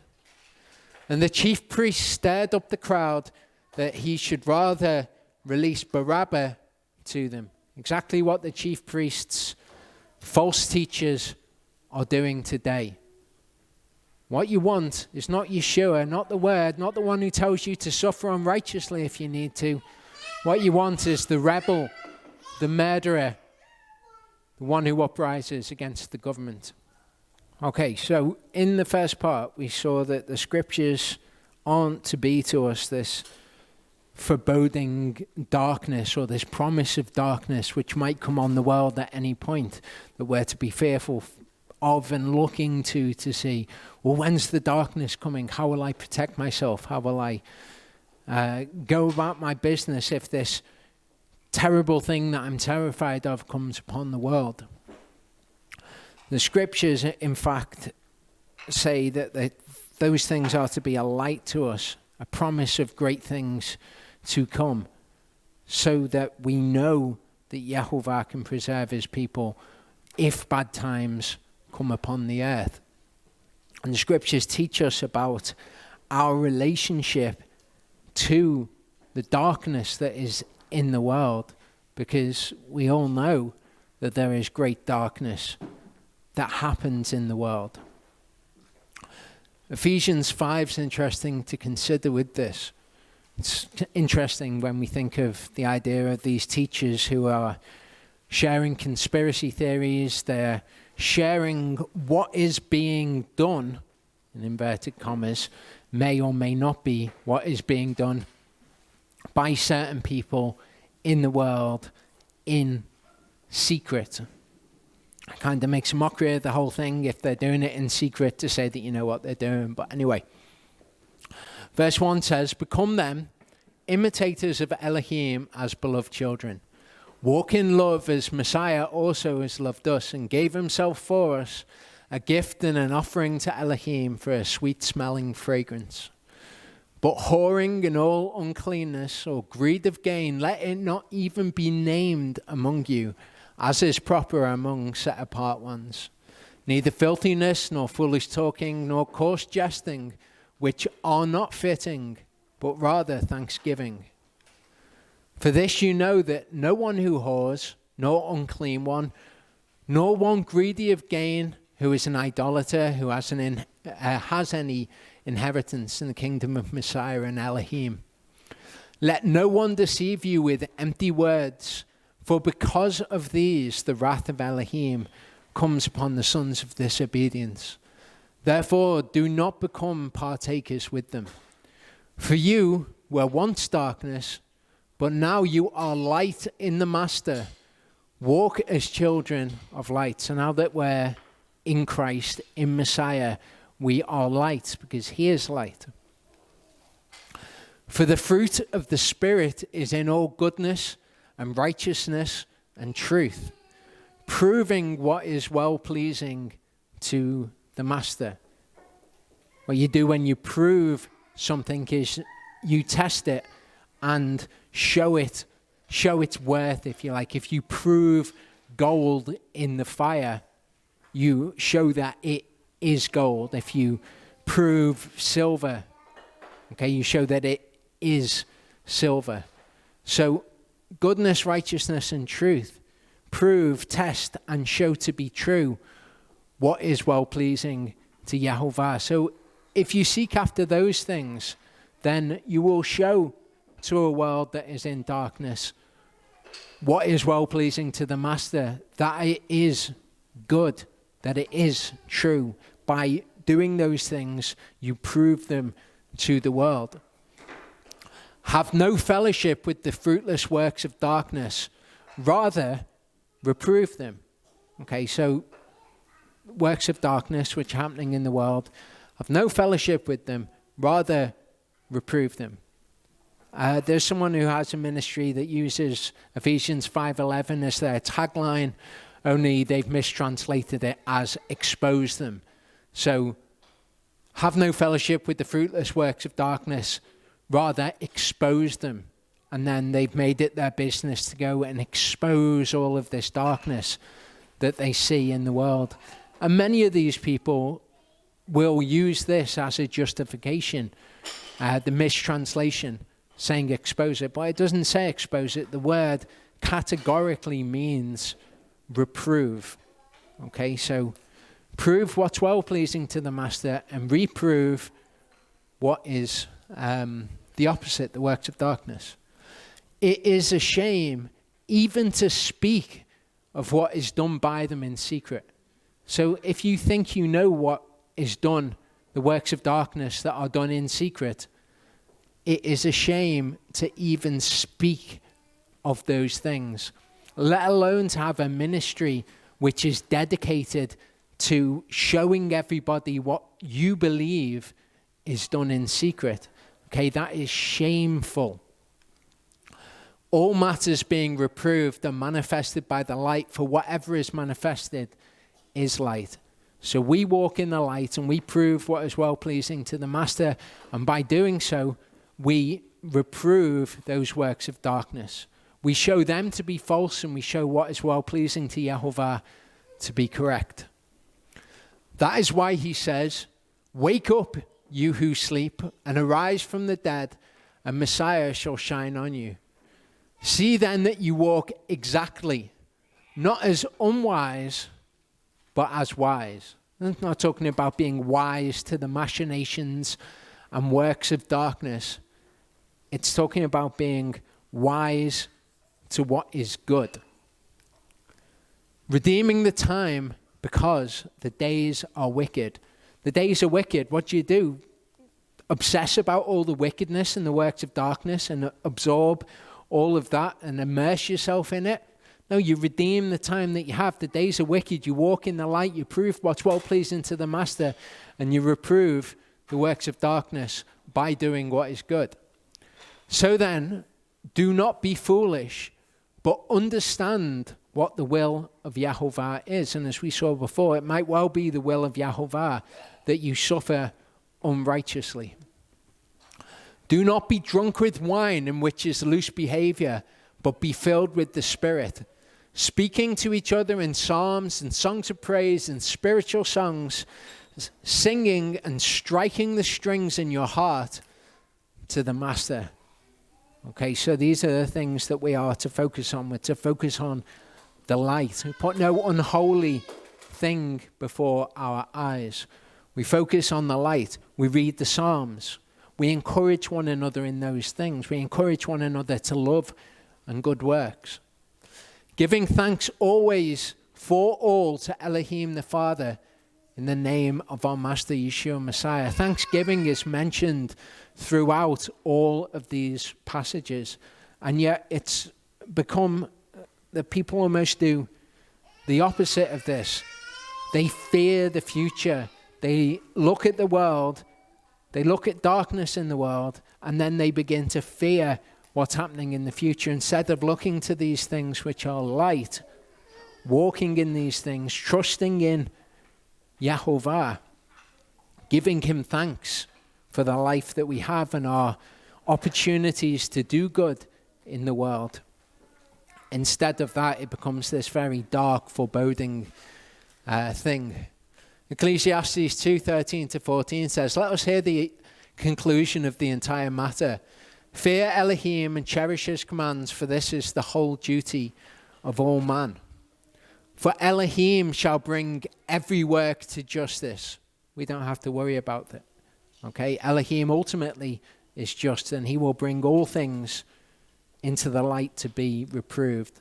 He will bring every work to justice, including all that is hidden. Okay, so it's a shame for us to speak of those things which are done in secret. Elohim will bring every work to justice, including all of the hidden nonsense that they like to do, whether good or whether evil. Okay, so everything will be brought into perfect justice. 1 Corinthians 12:21-22 says, "And an eye is unable to say to the hand, I have no need of you, or again, the head to the feet, I have no need of you. But much rather those members of the body which are thought to be weaker are necessary." And I spoke to one of these people who teach all of this stuff to reprove them and say this is not good according to the scriptures. And I read them Ephesians 5, told them what it meant, and their response to it is a shame to even speak of those things was this. In some translations it says, those members of the body which are less honorable. Okay, so they were equating honor, the opposite, shame, and they were saying it's shameful to speak of what's done in secret. Some members of the body are of less honor, which they were then equating with shame. It doesn't make sense to be of less honor. Honor, positive, shame, negative, doesn't mean to go to the negative. They were saying our part in the body is to do the shameful things that the other parts of the body aren't to do. And that just doesn't make any sense at all. They can look at things that they do and they can say that they have good consequences, but that doesn't mean that they're good in and of themselves to do. Yahovah will use all things for good, as we'll see in a second. But this isn't saying that some members of the body have to do bad things so that the other members of the body don't have to do it. Okay, those members of the body which are thought to be weaker or of less honor are necessary. Okay, it's not talking about the negative, it's talking about those who have less honor. The idea that that is them to do bad things is really, really abhorrent. It's to twist the word beyond all recognition and then to foist that up as it's okay for us to do what is shameful because we're the members of the body who do what is less honorable. To read this in context, it says, "But now Elohim has set the members, each one of them in the body, as he pleased. And if they had all been one member, where would the body be?" So everyone's got different jobs. "Now there are indeed many members, but one body. And an eye is unable to say to the hand, I have no need of you. Or again, the head to the feet, I have no need of you. But if your hand or your foot is sinful, then you can say, I have no need of the sin." That is a different thing. It's not saying I have no need of you in the body. It's to say, I have no need of that nonsense that the scriptures forbid. "But much rather those members of the body which are thought to be weaker are necessary. And to those of the body which we think to be less respected, to these we present greater respect, and our unseemly members have greater seemliness. So it's not saying those who are doing shameful things, we give great honor to them because they're doing shameful things. It's saying those who you think are doing less of the good, give greater honor to them. And our unseemly members, those who are less honorable, have greater seemliness because we're including them in the body and giving them great honor. Whereas our seemly members have no need, but Elohim blended together the body, having given greater respect to that member that lacks it. There should be no division in the body, but that the members should have concern one for another. But if one member suffers, all members suffer with it. Or if one member is esteemed, all members rejoice with it. Again, it's not saying tolerate sin, tolerate that which is bad. Romans 8:28 tells us that all matters work together for good to those who love Elohim and those who are called according to his purpose. So if Elohim uses somebody speaking of the darkness to reach somebody in the world who already has this idea of the end times and that everything's going to be terrible in the end times and we all need to get guns and whatever else, Elohim uses that to reach them and to do good.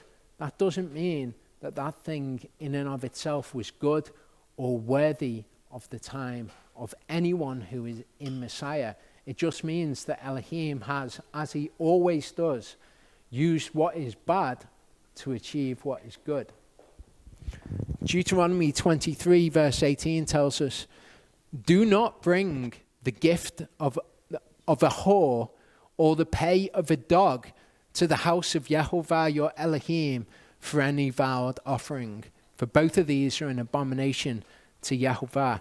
So we don't take what is displeasing or shameful to Yahovah and then bring it to the house of Elohim in order to do good. Okay, bringing an offering to Elohim is good, but you don't bring an offering of ill-gotten gains to Elohim. You don't use what is wrong according to the word as an offering to Elohim. You don't bring that to the house of Elohim. Okay, we as his body are the house of Elohim. So bringing those things which is forbidden into the house in order to in some way in your imagination honor him is not permitted. Proverbs 20:22-23 says, do not say, I repay evil. Wait for Yahovah, and he saves you. Differing weights are an abomination to Yahovah, and a false scale is not good. It's not good to say, well, these things are wrong, but in this instance, these things are good. Okay, all things, even that which is done in secret, will be brought ultimately to justice.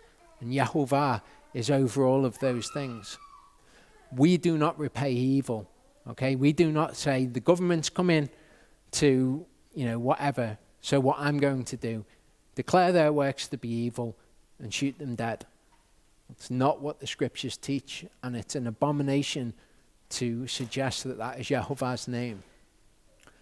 Isaiah 8:12-22 says, do not say a conspiracy concerning all that this people call a conspiracy, nor be afraid of their threats, nor be troubled. Okay, so people in this body might say that something's a conspiracy, but we're not to take that on board, and we're not to be troubled by these things. Yahovah Sevaot, him you shall set apart. Let him be your fear, let him be your dread. And as long as he is, his eye is upon you. He shall be for a set apart place, but a stone of stumbling and a rock that makes for falling to both the houses of Israel, as a trap and as a snare to the inhabitants of Jerusalem. Many among them shall stumble and fall and be broken and snared and taken. Bind up the witness, seal the Torah among my disciples, and I shall wait on Yahovah who hides his face from the house of Yaakov, and I shall look for him. So at the moment he's got his face hidden from us, and there's darkness in the world and there's trouble in the world, but we wait on Yahovah. Look, I and the children whom Yahovah has given me for signs and wonders in Yisrael from Yahovah Zevaot who dwells in Mount Zion. And when they say to you, seek those who are mediums and wizards who whisper and mutter, should not a people seek their Elohim? Should they seek the dead on behalf of the living? Okay, and I see this as something that equates with going to these who mutter sayings of darkness, who talk about things that they do not know and say, this is what is coming on the world. We need to avoid this. We need to make ourselves safe. That's not where we should be looking. Okay, we should be waiting on Elohim. We should be seeking him, not going to the darkness. To the Torah and to the witness, if they do not speak according to this word, it is because they have no daybreak, or it is because there is no light in them, as the King James Version says. And you might think, well, surely these people are speaking according to the word. But if you falsely represent the word, then you're saying falsity. And you're saying, oh, well, when the government comes, you should shoot them dead. Or that you can protect yourself from things. And you shouldn't, or perhaps not, you shouldn't look to Yahovah. But the implication being you preserve yourself during these times, and not Yahovah will preserve the righteous and deliver the unjust up to what is coming to them. That is falsity. They shall pass through it hard-pressed and hungry. And it shall be, when they are hungry, that they shall be wroth and curse the king and their Elohim looking upward. And this is something that we're going to see about these, in the past, false prophets. As there were false prophets back then, there will be false teachers among us. Okay, that these things, the very things that they're fearful of, will come upon them. Okay, they shall pass through it hard-pressed and hungry. When they are hungry, they shall be wroth, curse the king and their Elohim, looking upward. They shall look to the earth and see distress and darkness, gloom of hard times, and be driven into thick darkness. Remember, they are reserved to the blackness of darkness. Jeremiah 28 gives us an interesting example of this sort of thing having happened in the past. It says, it came to be in that year, at the beginning of the reign of Hezekiah, king of Judah, in the 4th year and in the 5th Chodesh, the Hananiah, son of Azur, the prophet, who was from Givon, spoke to me in the house of Yahovah, in the presence of the priests and of all the people. So this is the prophet Jeremiah. And this is Hananiah speaking to him. And he said, thus spoke Yahovah Zevaot, the Elohim of Israel, saying, I have broken the yoke of the king of Babel. Okay, so they were taken into captivity.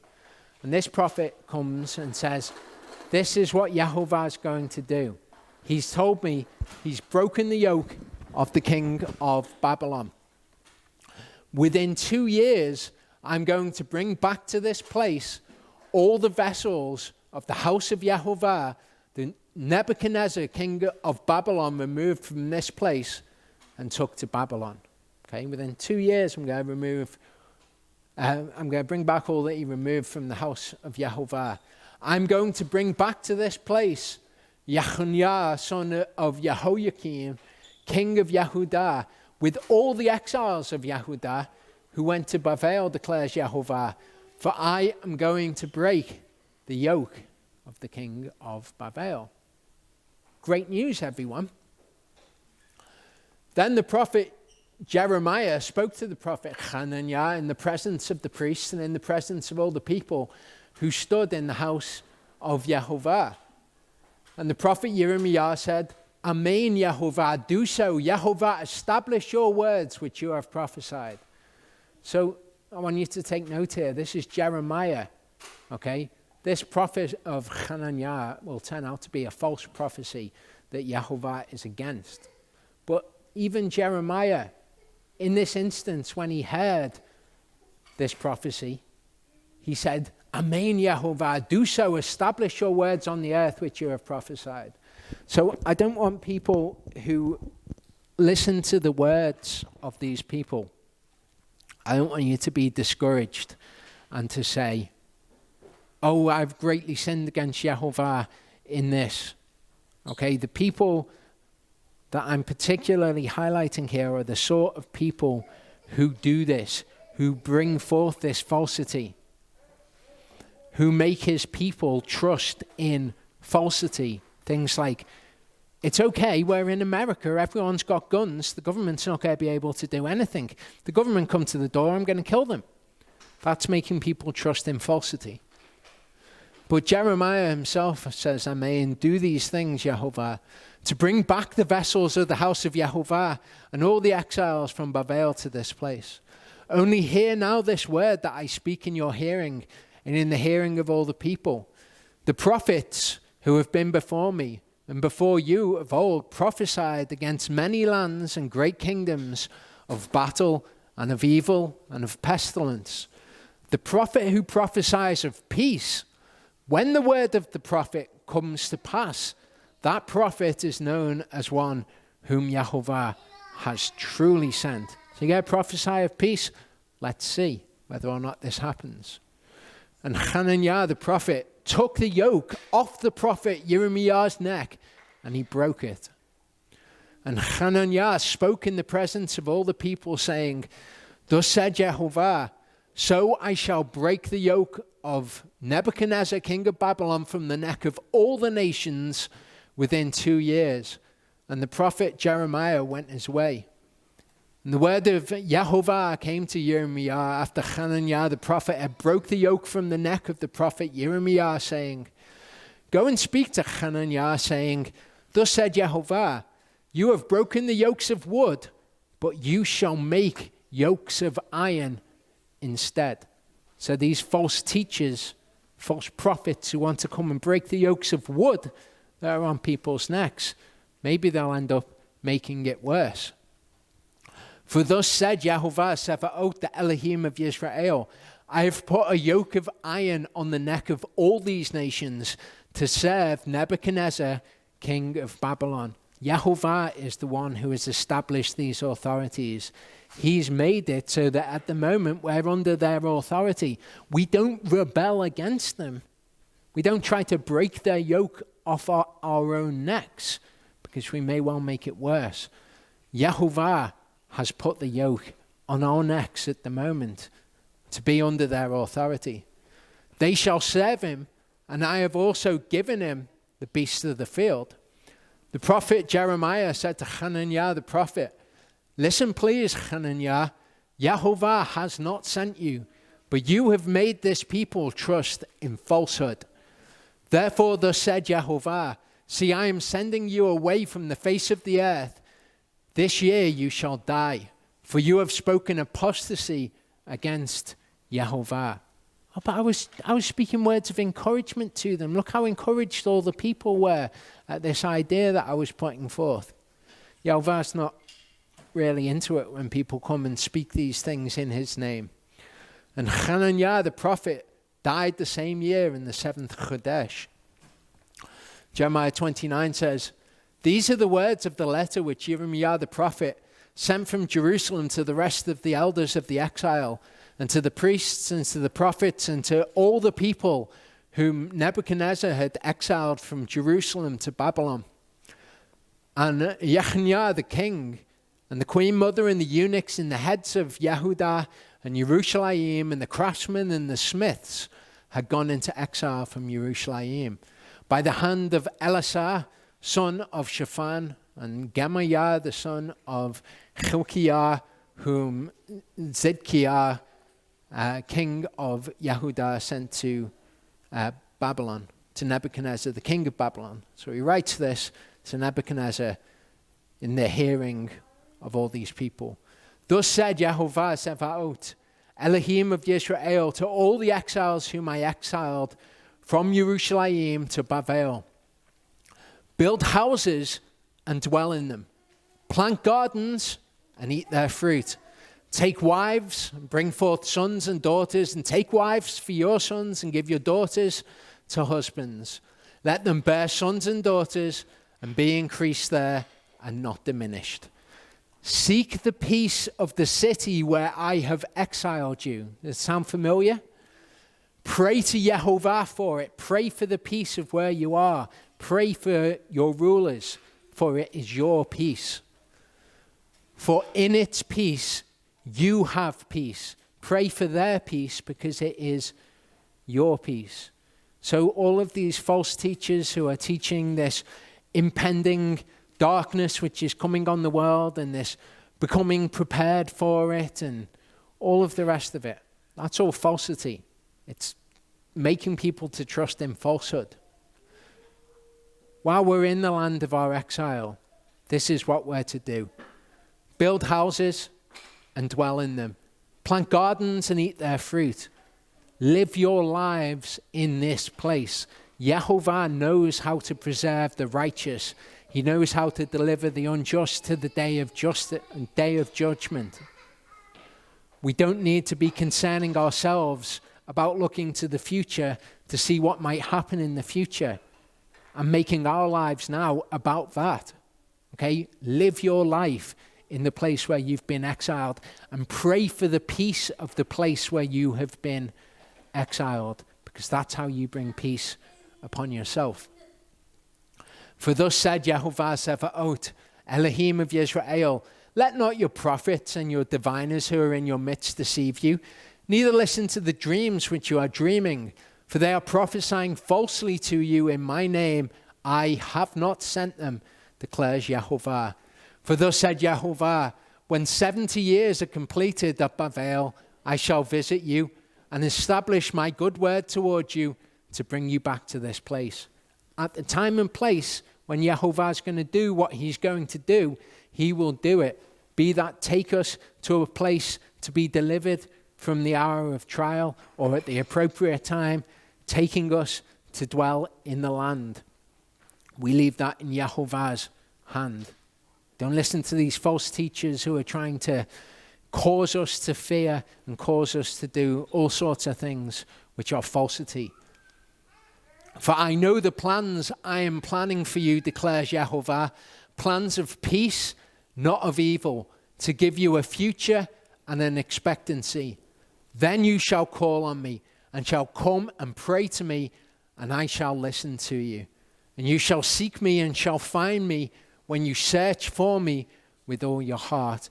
This is our concern, okay? If we are troubled in this world, we pray to Yahovah. Don't get bogged down in conspiracy theories and in fear about the darkness of the future. Yahovah knows the plans that he has for us, be they as they may. I shall be found by you, declares Yahovah, and I shall turn back your captivity and shall gather you from all the Gentiles and from all the places where I have driven you, declares Yahovah, and I shall bring you back to the place from which I have exiled you. Whatever's in between now and there, that's what he will do. Because you have said Yahovah has raised up prophets for us in Babylon, thus said Yahovah concerning the king who sits on the throne of David, concerning all the people who dwell in this city, and concerning your brothers who have not gone out with you into the exile. Thus said Yahovah Sevaot, see, I am sending on them the sword, the scarcity of food, the pestilence, and I shall make them like spoilt figs, so spoilt as to be uneatable. And I shall pursue them with the sword, with scarcity of food, and with pestilence. And I shall make them a horror among all the kingdoms of the earth, to be a curse and an astonishment and a hissing and a reproach among all the Gentiles where I've driven them. Trying to circumvent these things does not end well for the prophets or for the people who are trying to circumvent them. Rather, live your life. Be fearful about the future. Let Yahovah deal with the future. Let him preserve you if he's going to preserve you. let what will come. Don't strive against it. For they did not heed my words, declares Yahovah, which I sent to them by my servants the prophets, rising up early and sending them, yet you did not listen, declares Yahovah. You therefore hear the word of Yahovah, all you exiles, whom I have sent from Jerusalem to Babel. Thus said Yahovah Sevaot, the Elohim of Israel, concerning Achav, son of Koliah, and Zikyahu, son of Maaseiah, who are prophesying falsely to you in my name.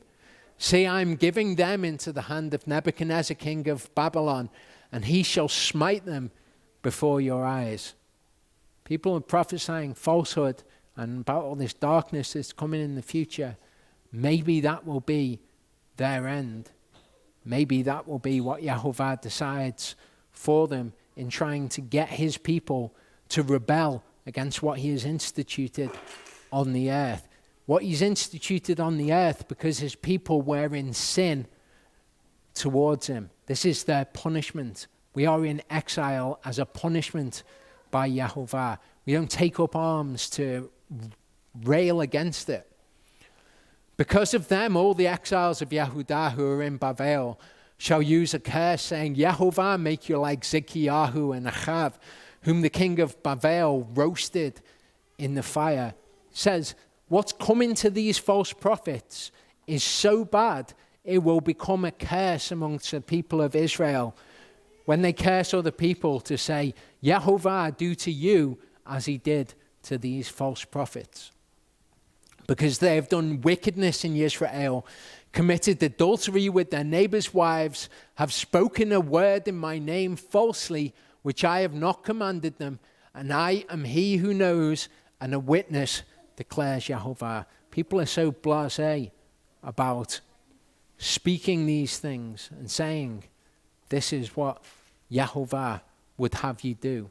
He wants you to take up arms and rise up against the government.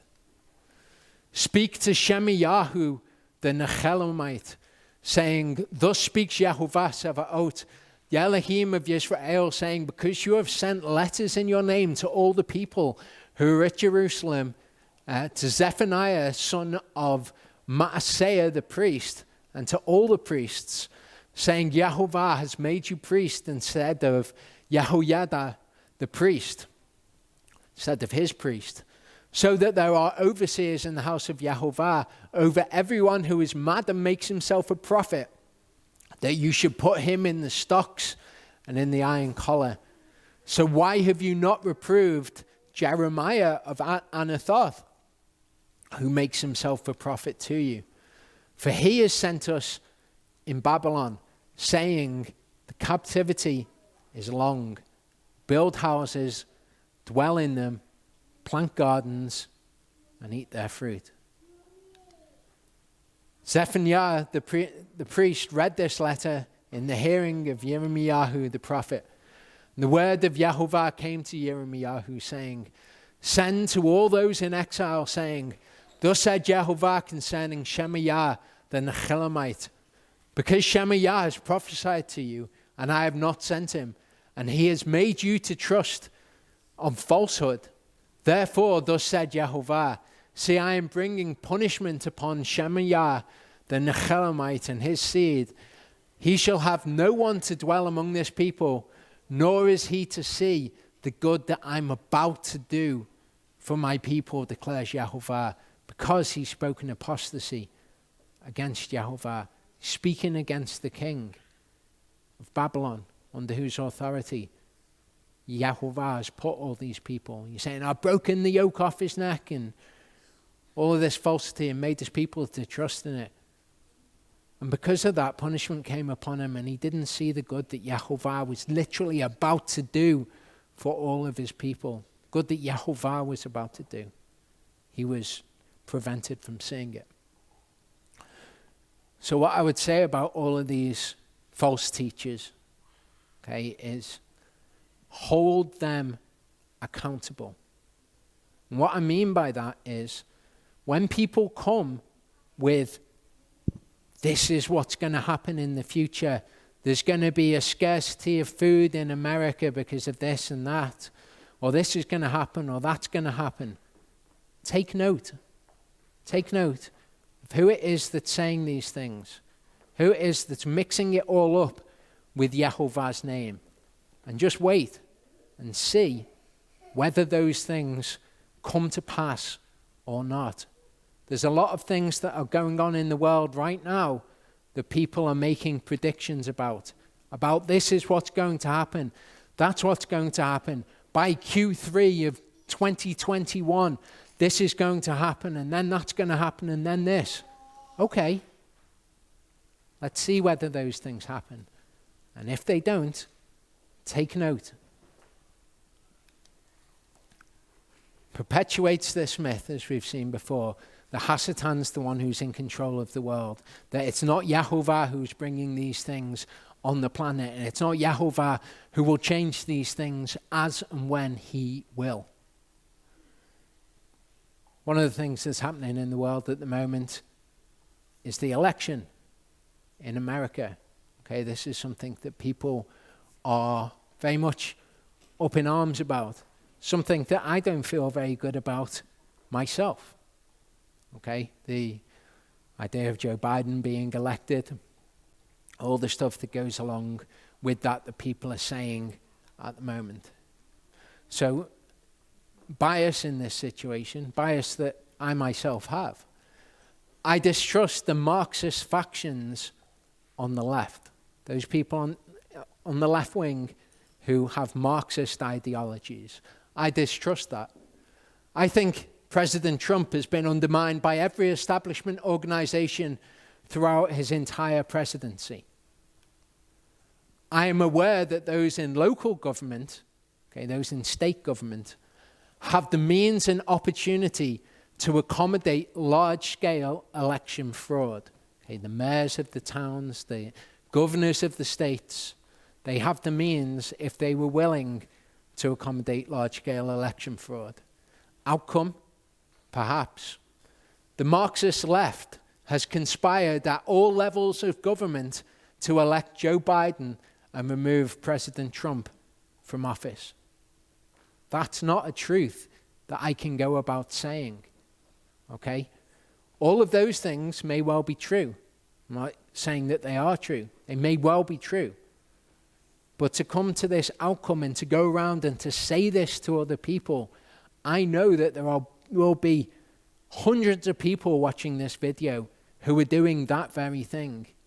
And that is not a sound conclusion to come to. That is not truth. That's speculation. You may well think that that's the case. Okay, but you don't know that it's the case. You don't know what information you're missing. All you can do is to put it in Yahovah's hands. Because one thing that we should appreciate is even if this is true, even if they perpetrated the steal of the election, okay, they're not the people who ultimately decide these things. Daniel 4:17, this matter is by the decree of the watchers and the command by the word of the set apart ones, so that the living know that the Most High is ruler in the kingdom of men and gives it to whomever he wishes and sets over it the lowest or the basest of men.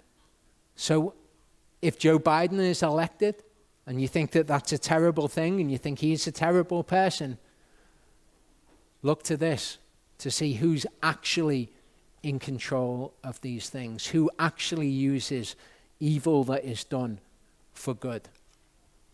Daniel 2:21, he changes the times and the seasons, he removes kings and raises up kings, he gives wisdom to the wise and knowledge to those who possess understanding.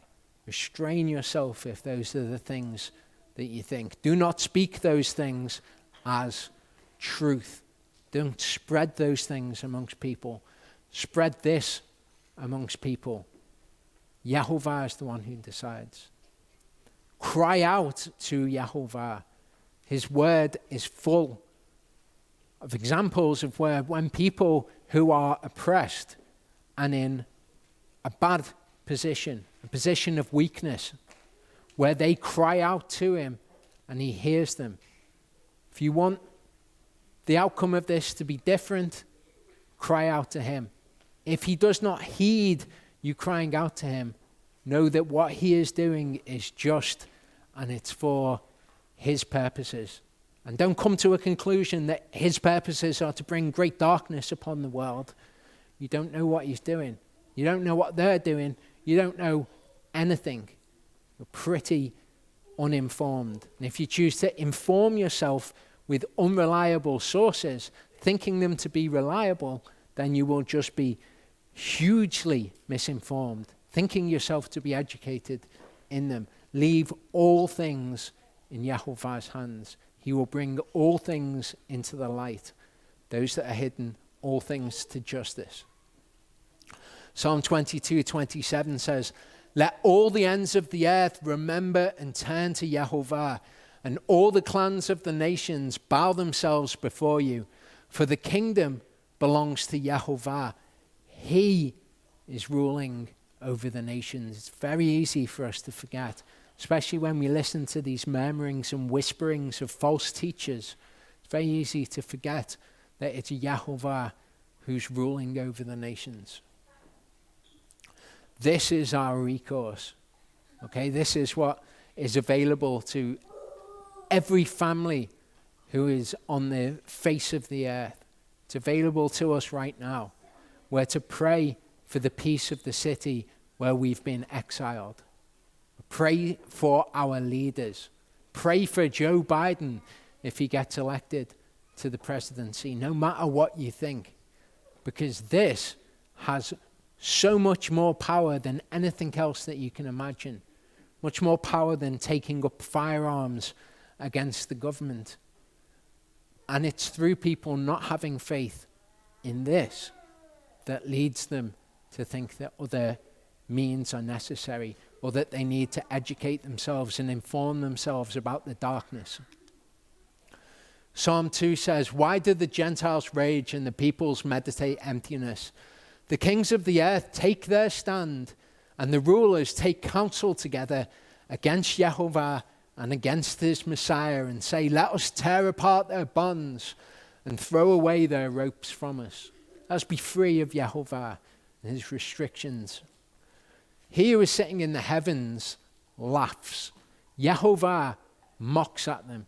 I'd say all of that is true, and that's all of their plans for the future. Doesn't mean anything as long as Yahovah doesn't bring it to pass. Yahovah laughs at all of their nonsense. Then he speaks to them in his wrath, troubles them in his rage, saying, "But I have set my king on Sion, my set-apart mountain. I inscribe for our law. Yahovah said to me, 'You are my son. Today I have brought you forth.' Ask of me, and I make the Gentiles your inheritance, the ends of the earth your possession. Break them with a rod of iron, dash them to pieces like a potter's vessel. And now be wise, O kings, be instructed, you rulers of the earth. Serve Yahovah with fear and rejoice with trembling. Kiss the Son lest he be enraged and you perish in the way. For soon his wrath is to be kindled. Blessed are all those taking refuge in him." And don't think, well, yeah, it's his purpose to bring these things on the earth. And then the great darkness will come on the earth, and then times are going to be bad for me. And speculate about that future. Trust in Yahovah. Let prophecy and the word of Elohim be a light to you. Remember that he knows how to preserve his righteous. His eye is on those who fear him. Be still and know that he is Elohim. People who want any more on that subject, check out this video on the channel. Okay, so in this part, what I want to look at is the prevalence of some of these ideas, where this actually comes from, and how it's actually something which is manipulated into our field of view, into our awareness, and that's something that we actually all take part in. I'll start with a question. Have you noticed that recently this has become a more common sight. Okay? People staring at their phones, all of their attention being given to their phones, them walking down the street and them fixating on their phones. Okay, it's something that has become common in this world, and there's actually a very easily understood cause for it. You understand it quite simply by thinking, well, you've got social media, you've got all sorts of apps that people want to be looking at, they want to give their attention to. And you would be right. Okay, you think often, a lot of people would think of the purpose of these social media applications to be to harvest your data, okay, to gather your data. That's what the business model of these things is anyway. So Facebook, its business model is to harvest your data. However, that is not what the goal of the company is. It's the end that they're trying to bring about by following their goal. But their goal is actually to harvest your attention. So we're all aware of things like the YouTube algorithm. Behind all social media, they all have algorithms. Okay, that's how they're all run. Algorithms that are all run off of supercomputers. So incredibly powerful algorithms. And what this algorithm intends to do, because it's got all of the most advanced technology in the world, artificial intelligence, trying to achieve its end, it's very good at doing it. And what it's trying to get you to do is to give your attention to that thing. That's what it wants. The longer you will look at your screen, the more it has achieved its end. Okay, that's everything that it wants to do. Not concerned with anything else apart from getting you to give your attention to that screen. So social media is not so much trying to harvest your data, it's competing to hold your attention. And that's what all of these different social media applications are designed for, to get you to give as much attention, as much screen time as possible to that thing. And the byproduct of that is, of course, that they then get to harvest your data. They then get to learn about who you are and what you like, and then that information is valuable to third parties. That's literally the business model of social media. The algorithm is designed to keep you using the product in any way that it can. Okay, just attention. That's what it wants. That's why you get all these people walking around looking at their screens all the time, because they've got a supercomputer with an incredibly advanced algorithm which is trying to get them to do that all the time. And as I go through the ways that they do it, you'll understand more what I mean. Okay, so the idea of what is called in Silicon Valley, the social media companies, the attention economy, okay, it's not a new idea, is it? Attention is what marketing is. It's what advertising is. Things trying to get you to give them your attention. All sorts of things in life are about either you trying to get somebody else's attention, them trying to get your attention, whatever it is. It's all about the attention that we give to things. What has happened is that they have implemented technology to do this as effectively as is possible. And this isn't a conspiracy theory. This is something that is their business model. It's how they operate openly in the world. This is something that is publicly known. Okay, that's how social media works. So marketing has always been about how to keep people's attention on one's product. As I say, the difference is now you've got a supercomputer which is designed to do that for the company. So there has always been an attention economy. Advertising, politicians, books, films, your romantic interest, your hobby, whatever it is, it's all about either you getting their attention or them getting yours, and there's nothing wrong with that. It's not an inherently evil idea. The bit where we've kind of gone astray is where we now use technology to manipulate people into giving you their attention. Twitter did this incredibly effectively when it introduced followers. Okay, so the idea of how many followers do you have is something that will keep you going back to that platform every single day.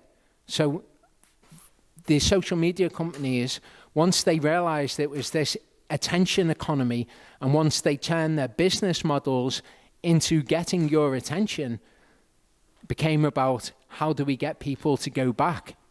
What makes people want to keep looking at their phones? How many followers have you got? Who has responded to your post on social media? Who's liked it? Who's disliked it? Who's said a negative comment? Who said something good? All of those features were introduced incrementally in order to get you to give more attention to it. As I say, it's not a conspiracy theory, it's what the world has always been about. Now, however, we have supercomputers manipulating us into doing those things. Likes, hearts, what's trending, okay? What's trending is simply what are people giving their attention to? If other people are giving their attention to it, maybe you want to give your attention to it too. So when you go on Facebook and you see your news feed, okay, you might very reasonably think that it's just all the latest things that your friends have posted. It's not. It is what the algorithm has decided that you, the digital version of you that it's been penciling in all the details of all of this time, wants to look at. What will you give your attention to? What will Mel be most interested in? What will she want to look at? So it goes through everything and it says, these are the things that people are giving their attention to. Maybe Mel would like to give her attention to this. Let's consult the effigy, the digital effigy, the file, if you like, that we have on Mel. Does she like these things or does she tend to dislike them? Oh, Mel likes these things. Okay, we'll put this right at the top of our news feed because everyone is giving their attention to this. Mel likes this sort of thing. Here it is. Mel, give this your attention. The entire point of it is, what will you spend the most time looking at? It could be your romantic interest. People do this, more people in the world, but people that you are interested in. People that you just find interesting as people. People call it Facebook stalking and things like that. The people that you give your attention to are the people that Facebook will recommend to you in the future. Their posts at the top of your newsfeed because it doesn't know why you're interested in it. All it knows is this is a thing that this person will give their attention to. All that it needs to know, because that's its only aim. Get them to give attention to it. Okay, Twitter, again, kind of market leading in all of these things. When it introduced the retweet and the quote tweet, this was huge in social media terms, because now you can be retweeted by someone incredibly famous.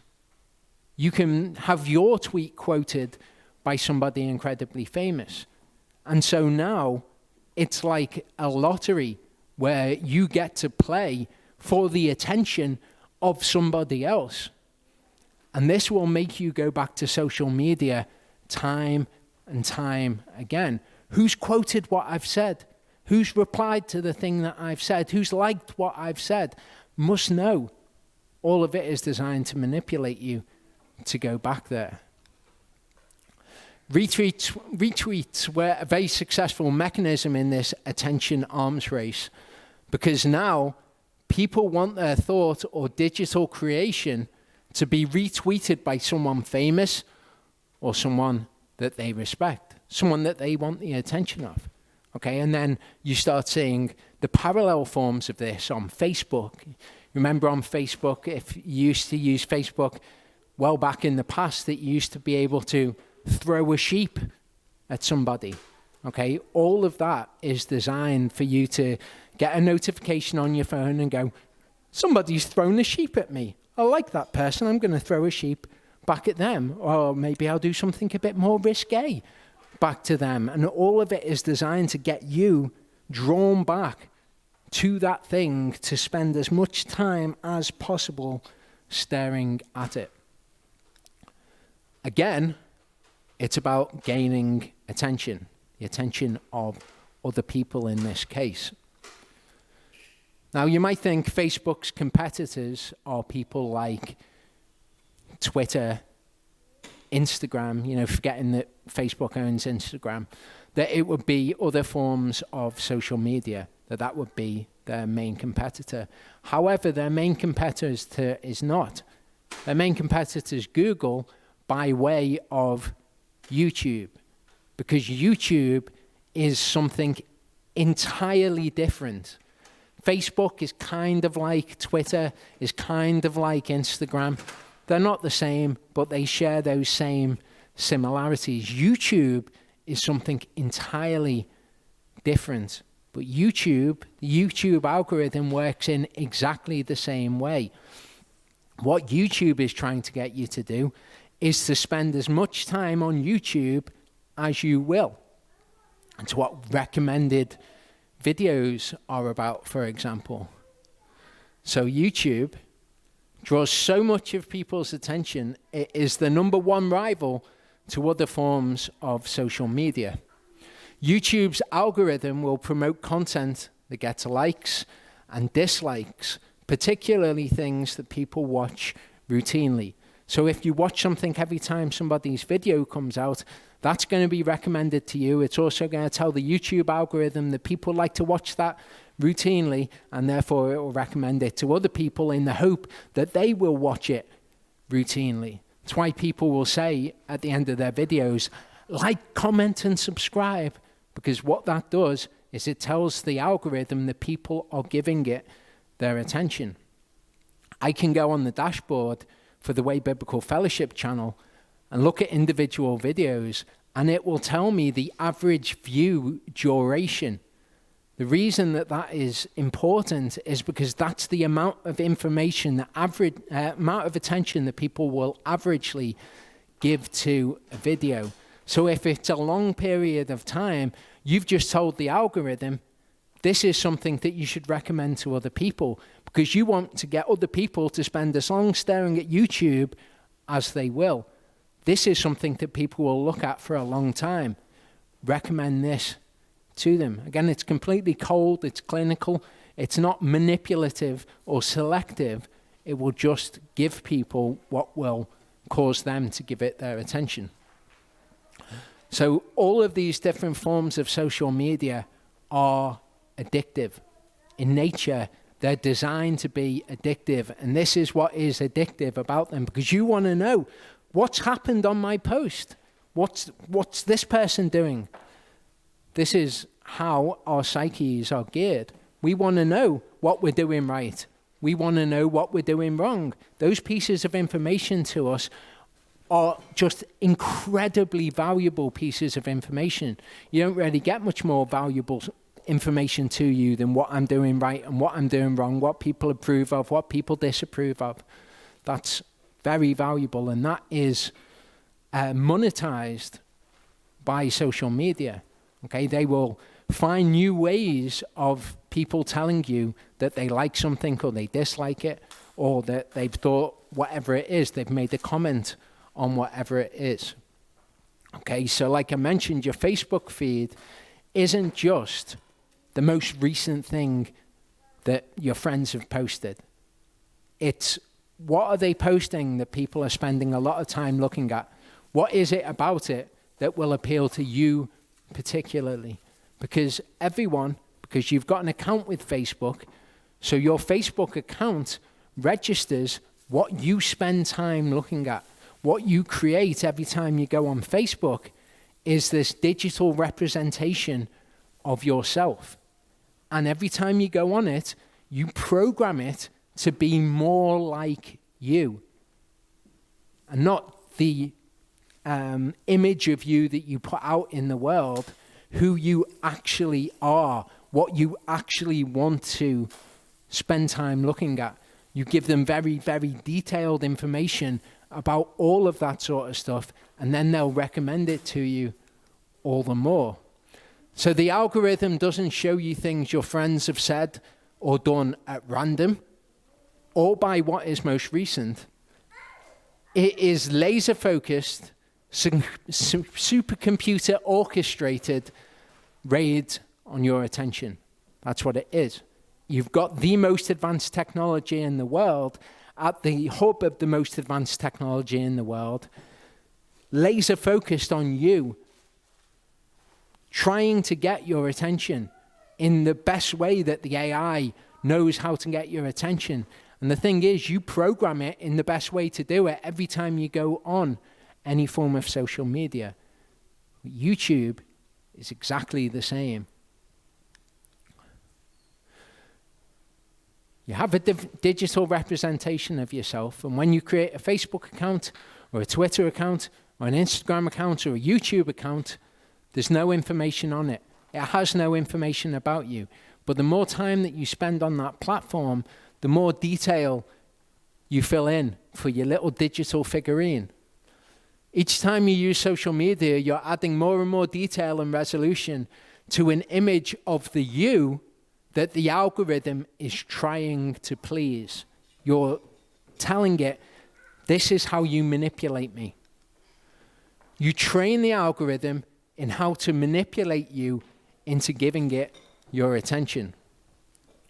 So what will hold your attention? You think of YouTube, okay? When you consider what this does to a platform like YouTube, which is giving you information, it's giving you videos, it is how you construct your worldview. But if the only purpose of the algorithm is to feed you things that it thinks you will give your attention to, then that will create aberrations, and indeed it does. So it's not about showing you what you already agree with per se. It's about showing you things that will keep you engaged for the longest possible time.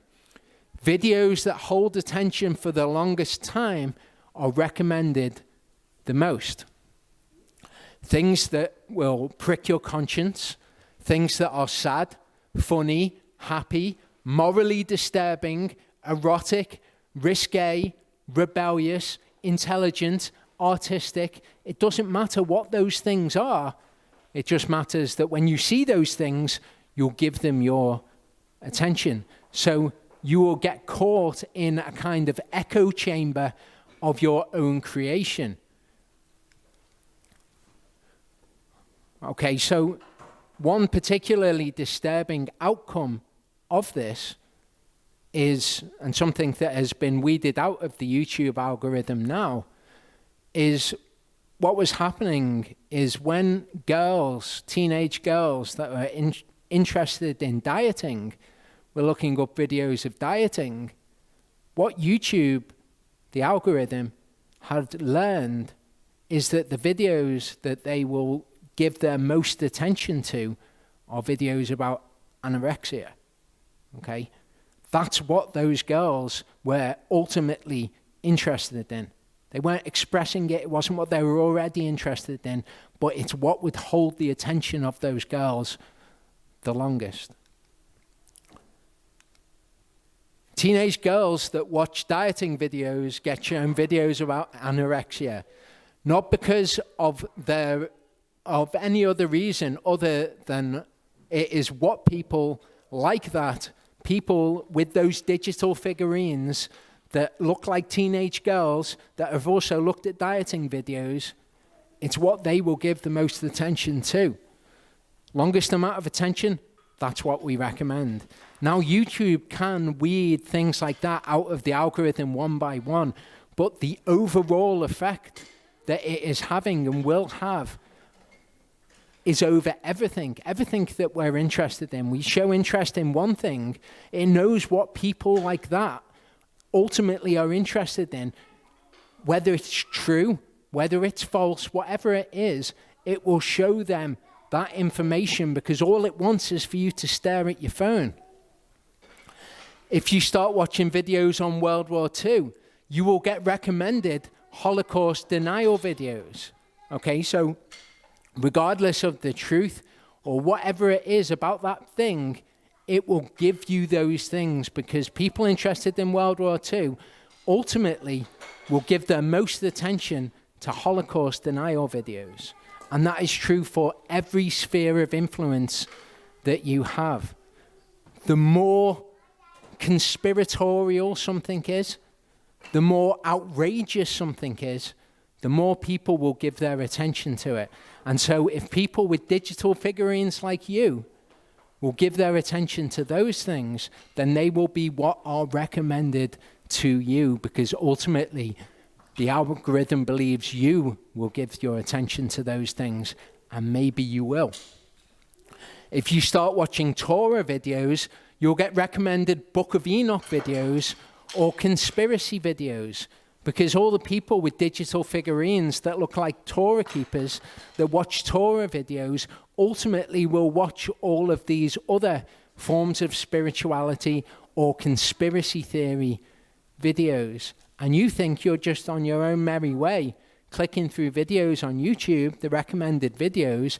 Maybe you even think that you're being led by Yahovah to various videos when nothing could be further from the truth. What's actually happening is you've got a supercomputer-controlled algorithm trying to manipulate your attention to something it knows that you will give your most attention to. People on YouTube who research organic baby food, okay, imagine what sort of videos are given to people who research how to make your own organic baby food, or anybody who's interested in alternative health for that matter.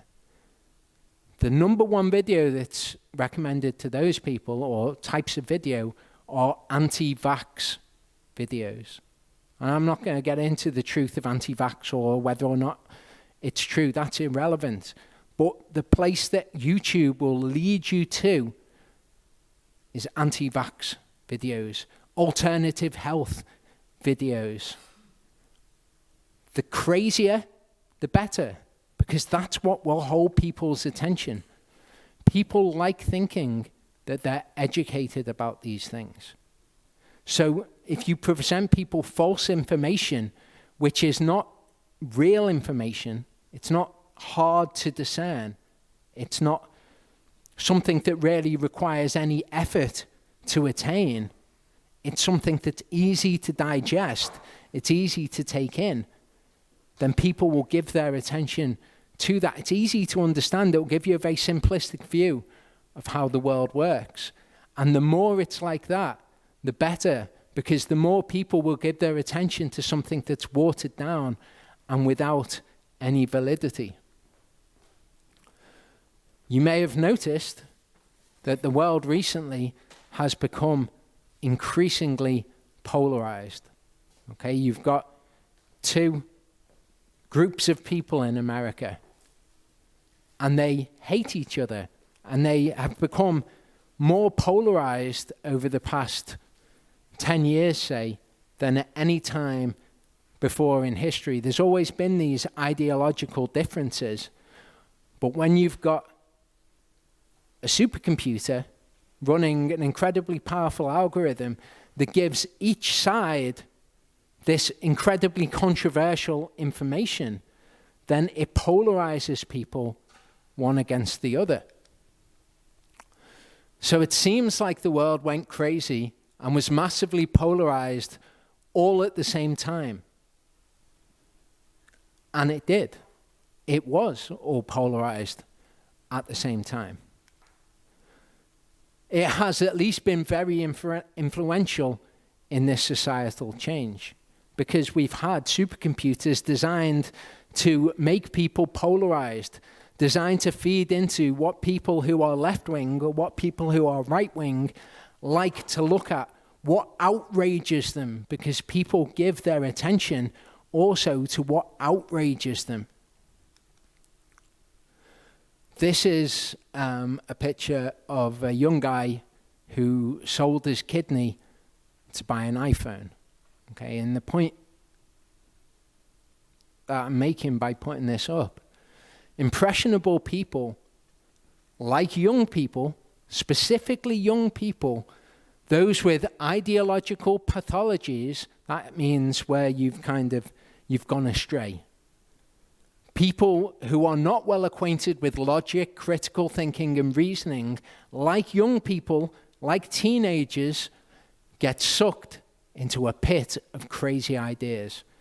Those things which outrage people, those things which people want to feel educated through having watched. So this is particularly dangerous for young people. So if you have kids, Jilly's the only person left in the room, I know that you do, it would be a very good idea not to let them use social media, because this is what it is designed to do, and it's a problem that the social media companies don't know how to get around. It's not a problem that they're unaware of. They employ ethicists to try and get around this problem that they're creating in the world. Their business model is driven by people giving attention to the platform. So that's obviously what they want to do, but they want to do it in a way that isn't causing the huge harm that they know that it is causing. But right now, not a good idea. If you drive down a road and you see this on the other side, okay, what is it on that road that you're going to give your attention to? Are you going to give your attention to the people in front, the distance between you and the next car? Are you going to give your attention to driving safely, driving reasonably? Well, if you drive down a road and there's a huge car crash on the other side, what people tend to give their attention to is the huge car crash. So if you have a supercomputer and an algorithm which is recording what each person who drives along that road gives their attention to, what they see is people give their attention to car crashes. So YouTube doesn't know whether it scares you, thrills you, entertains you, etc. It just knows how to harvest your attention. That is what it is built to do. So if you're driving down the road and you look at a car crash and everyone else looks at the car crash, to the YouTube algorithm or to these algorithms, everyone wants to see car crashes. So what it learns, give people car crashes. You want their attention? Give them car crashes. So it's not a case of what do they want you to watch sort of manipulation. It's just what will you do for the longest period of time? And if that's look at a car crash, then what YouTube will feed you is car crashes. So if you imagine if you go to YouTube to get your information, and what YouTube is feeding you is the most outrageous, the most intriguing information, then you can appreciate that you've been manipulated into watching something which is not necessarily true, but that a supercomputer knows you will spend the most time looking at. This, regrettably, is the sort of thing that people spend the most time looking at on the internet. The lost eighth hermetic principle kept hidden from humanity, the real law of attraction. And most people in the Torah movement have recognized the law of attraction as something which is false, something which is New Age. But it's this sort of idea, things that have been kept hidden from you, things that are esoteric. The Freemasons, what are people doing in secret? What are people doing in the darkness in secret? That's stuff that captivates our attention. The word of Elohim says, steer clear of all of that. But when you go on a platform and it's designed to give you the stuff that is most going to hold your attention, and this is the stuff that's most going to hold your attention, you may well find yourself, unless you control yourself through knowledge of the word, looking at things like this. So there is much less appetite for calm, measured, informed dissemination of information, which is what real education is. There's far more appetite for the controversial, unknown information or untrue information, actually, which is what feeling educated about something is. Okay, to become educated about something takes a lot of discipline, takes a lot of patience, and it is hard. To feel educated about something is easy. The things which gain the most attention are the most outrageous, most intriguing, most fantastic. Fake news, okay? The origin of the phrase fake news was all of those news articles which would have a headline which would grab your attention, and people would just believe the headline without ever having read the article. So it's things like that. In a world where people can broadcast and publish unvetted information to as many people as they can amass to themselves, disinformation is quickly propagated and people are rewarded for it. They're rewarded financially, and they're rewarded in the attention economy, and they're rewarded with more people who want to look at that sort of stuff. You bring out the junk food, then all the people are going to want to come and feast on it. Okay? You bring out something which is healthy for people, many less people are going to want to hear it. Ideas that polarize rise to the top. Ideas that make people fearful rise to the top. Any idea that captivates one's attention rises to the top. And that's what you will be confronted with on social media. That's what you will be confronted with on YouTube. That's the stuff that will be recommended to you. This is a guy called Tristan Harris. He's one of these ethicists at Google. He was an ethicist at Google. He now writes about all of this stuff. He writes about the difficulty that Google has in being ethical, because what makes Google successful is people giving it the most attention on YouTube.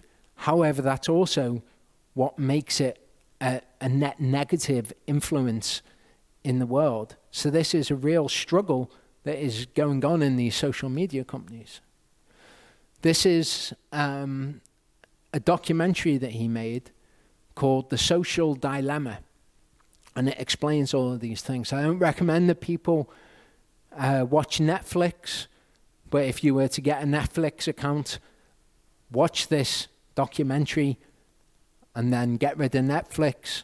That'd be a good idea. But this is available on Netflix to watch. You can also find him in other places as well. He's got a podcast which is called Your Undivided Attention. He's a guy who's looked into cults in the past. He's looked into, all this cultish behavior and what people give their attention to and all of those sorts of things. So he's a guy that knows what he's talking about when it comes to this. So if you want more information about this, that's where I'll go to look for it, to actually become educated.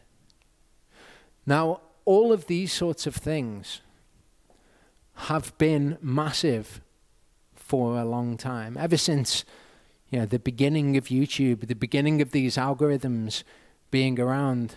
I remember coming across a guy called John Connor with the Resistance Manifesto, and he was talking about these things, the very chips. And, he'd bring up articles where people all around the world were getting these very chips implanted in their right hand. And his speculation about the future was, this is the mark of the beast. This is what we're all going to need to buy or sell in the future. But it was just speculation. And the reason that I'm going to go through a few examples is because now the modern day version of this is the COVID-19 vaccine. And people say, oh, if you don't have the vaccine, you might not be able to buy and sell. In exactly the same way, it was speculation. People could speculate and say, wow, these very chips are getting a lot of attention at the moment, aren't they? People are putting them in their dogs, and they were saying, well, this is just a way to acclimatize people to the idea of putting chips in things. And then once people are acclimatized to putting chips in your cat or your dog, what will come next is putting chips in you. And all these ideas sound very reasonable. Just like the idea of, well, a COVID-19 vaccine, that's going to prevent you from buying and selling. That might well sound like a reasonable idea. Same as this did, but it's just speculation. People looking at things in the world, taking prophecies, making them an exposition of their own text, and then saying, well, now this is what's going to happen, and then next, this is going to happen, and then this is going to happen. And it's all a very reasonable way forward. The same sort of false teacher who is saying this is the same sort of false teacher who is saying about things that are happening in the world. So we know that this never came to pass. But all the people, if there was Torah keepers back then, it would have been the thing that all the Torah keepers were into. Don't get the microchip, don't get the microchip. They're going to bring out the microchip and everyone's going to have it, and they're going to make people get it through this and through that. But it was nonsense. Yahovah's in charge of everything that happens on the earth. So that this is what was going to happen never came to pass. You might remember things about FEMA camps. I don't know if you remember anything about FEMA camps.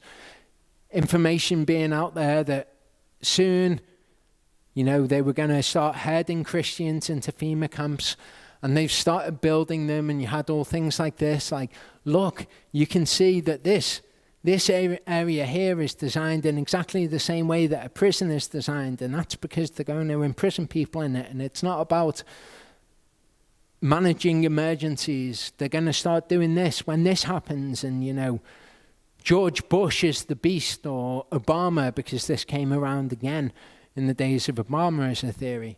Obama is the beast, he's the Antichrist, or all of these sorts of things. And people got so wrapped up in them and had decided that this was now the end times and these things were coming on the world. Just look, it's not a FEMA camp, it's in order to imprison people. Can't you see they've got a guard tower? That's what guard towers are for. All things that sound very reasonable. But then, when you actually appreciate what those things were actually for, you realize, I was missing some information. The bits of information that I had led me to believe something, but actually I was missing a whole load of information that I didn't have. There was also talk, first during George Bush, his presidency, and then later the same pictures, exactly the same pictures, came about during Obama's presidency. And what they said is, all of these are coffins. They're emergency coffins. And this is what it's going to be once they start killing people. Once you start seeing all the death that is spoken of in Revelation, they start beheading people, they're going to put them in the coffins. And look, the US government is buying all the coffins. Well, these are actually pictures of coffins that were, I think, somewhere in Georgia, Madison in Georgia. And if you've ever played even a city planner on a computer, you'll know that death is a real thing that authorities have to deal with. Many, many people die every day, and they have to deal with people and they have to bury them. These are not coffins.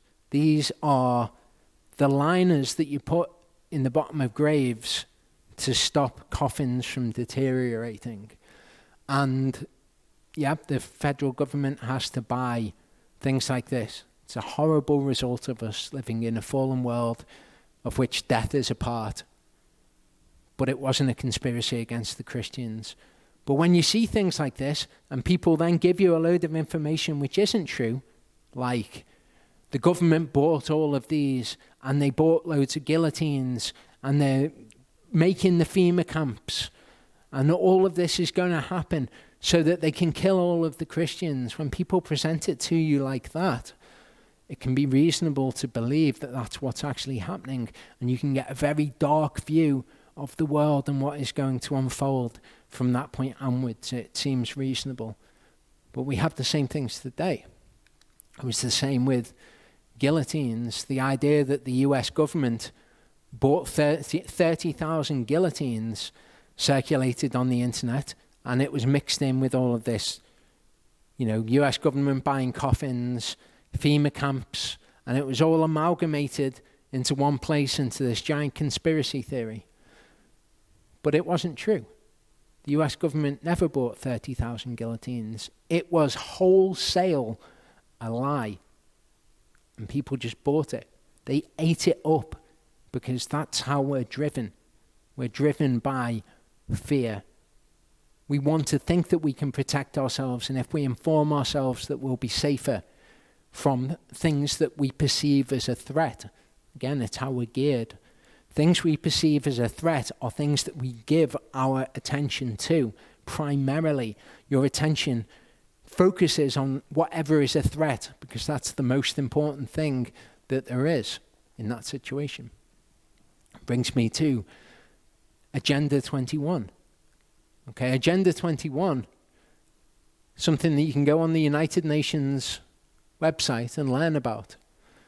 It was a non-binding idea that they put forward in 1992.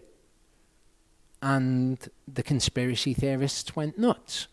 They said, Agenda 21, it's in order to bring about this, and then it's going to bring about this, and they're going to put everyone in little boxes, and everyone's going to live in a box, and no one's going to have a car, and nobody's going to have any private property.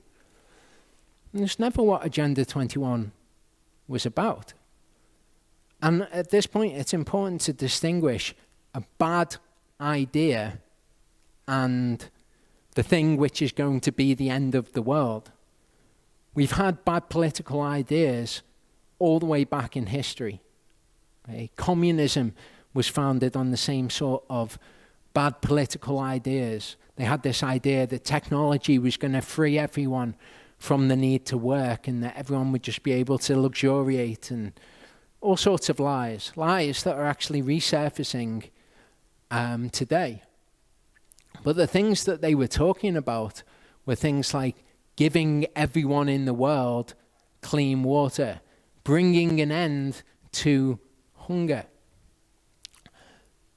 Conspiracy theorists flipped that and they turned it into something else, and they said the way that they're going to do this is by stealing everybody's property, by taxing everybody, or by just denying them their property. And then they're going to create cities that everybody's going to live in, and the rest of the planet nobody's going to be able to live on. Just things that nobody had ever discussed, but they were speculations about how things might go in the future, which is the darkest possible way that you could interpret a document like this. Same with Agenda 2030, Agenda 21, Agenda 2030, they're the same. They're exactly the same idea. I got this from the UK government's website. This is their paper on Agenda 2030. What are they talking about?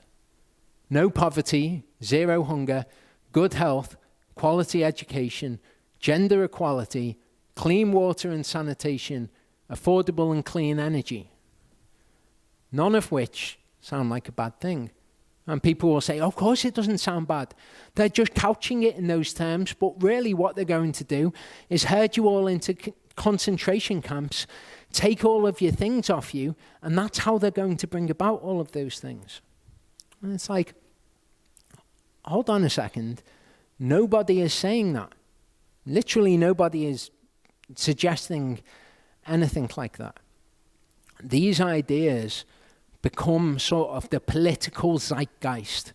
You get people like Prince Charles is really into all of these things. He, maybe he likes to think of himself as the savior of the world. Boris Johnson seems to be taking a very sort of left-wing attitude to things like looking after the environment and things like that. Things that just make me go, ugh, I couldn't want anything less than any of that. But people take that and then they superimpose on top of it a horrific view of what these people want in the future. And this is the sort of thing which comes to the top of YouTube. You're never going to get sound information about what Agenda 21 and Agenda 2030 are, or their ridiculously stupid political ideas. What you're going to get is stuff like this.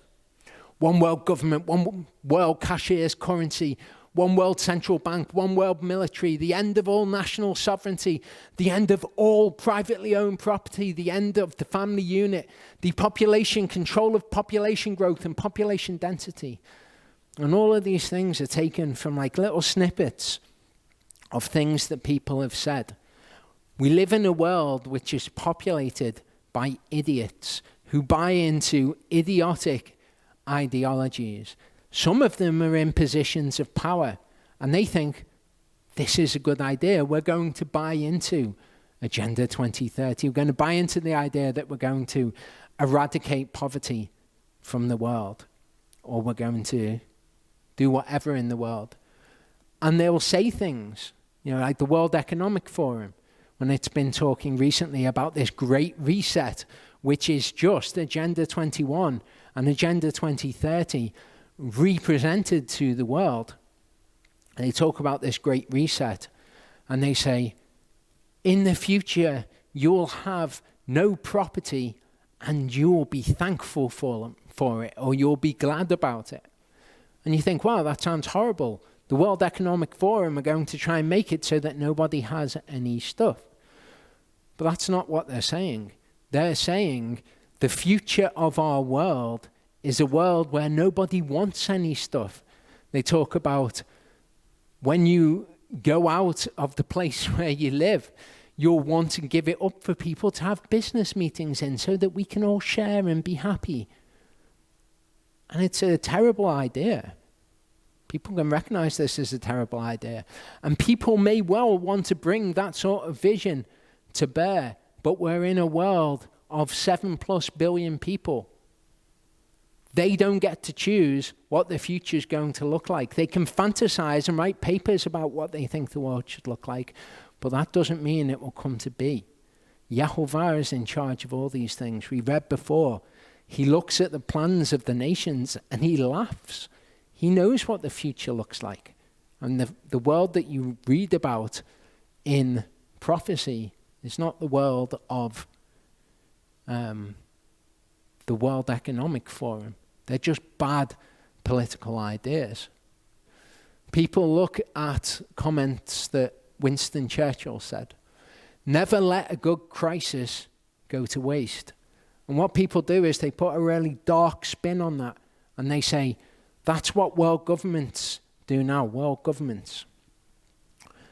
That's what people do. When there is a problem, they say, never let a good crisis go to waste. We're going to use this to bring about our agenda. What they are not educated to or informed about is that when Winston Churchill said this, it was a hugely positive thing. It was meant to be an encouragement to a people who were going through a horrific time. It was kind of like, come on guys, everything's terrible, but let's not let it go to waste. Let's move into the future and make it better. And yet his words are twisted and spun to be something which they were never intended to be. People get this very dark, twisted view of things. Recommend that people just read this. It's by Mariana And type in Mariana, Time Magazine, The Great Reset. It's 2023. Here's how we fix the global economy. I'd recommend that you read this, because this is the sort of thing that people point to as proof that this is an agenda that is being brought about. But if you actually spend the time to read it, something which is more difficult than listening to somebody say, this is them bringing about their global agenda, you take the time to read it, it's like the most pathetic left-wing ideological wish list that you could imagine. It's someone saying, it's 2023, and Joe Biden was elected, and then the left wing won the Senate, and then everybody magically realized that we all love each other, and we all decided to share everything that we have, and now we don't have any personal possessions, and now we all love the fact that we don't have any personal. It's not a top-down orchestrated plan. It's the ramblings of an idiot, and that's what these things amount to. The UN can suggest all at once, or the World Economic Forum, that we have a great reset and we bring about this and we bring about that. But it's not the reality of what is in the world, regardless of whether Prince Charles buys into it, or all these famous left-wing nutjobs buy into it, whether Boris Johnson buys into it. It doesn't matter. We don't live in a world which is top-down controlled. That is a lie. We live in a world which is orchestrated by Yahovah. So remind us of the words in Jeremiah. Thus said Yahovah Sevaot, Elohim of Yisrael, to all the exiles whom I exiled, from Jerusalem to Babel. Build houses and dwell in them, plant gardens and eat their fruit. Take wives and bring forth sons and daughters, and take wives for your sons, and give your daughters to husbands. Let them bear sons and daughters, be increased there and not diminished. Seek the peace of the city where I have exiled you. Pray to Yahovah for it, for in its peace you have peace. For thus said Yahovah Sevaot, Elohim of Israel, let not your prophets and your diviners who are in your midst deceive you, neither listen to the dreams which you're dreaming, for they are prophesying falsely to you in my name. I have not sent them, declares Yahovah. For thus said Yahovah, when 70 years are completed at Babel, I shall visit you and establish my good word to you to bring you back to this place. For I know the plans I'm planning for you, declares Yahovah, plans of peace and not of evil, to give you a future and an expectancy. Then you shall call on me and shall come and pray to me, and I shall listen to you. And you shall seek me and shall find me when you search for me with all your heart. And I shall be found by you, declares Yahovah, and I shall turn back your captivity, shall gather you from all the Gentiles and from all the places where I have driven you, declares Yahovah, and I shall bring you back to the place from which I have exiled you. Don't immerse yourself in garbage that YouTube has used the most advanced technology to foist upon you as what it thinks that you're going to pay attention to. Don't give your attention to those things. Give your attention to the word.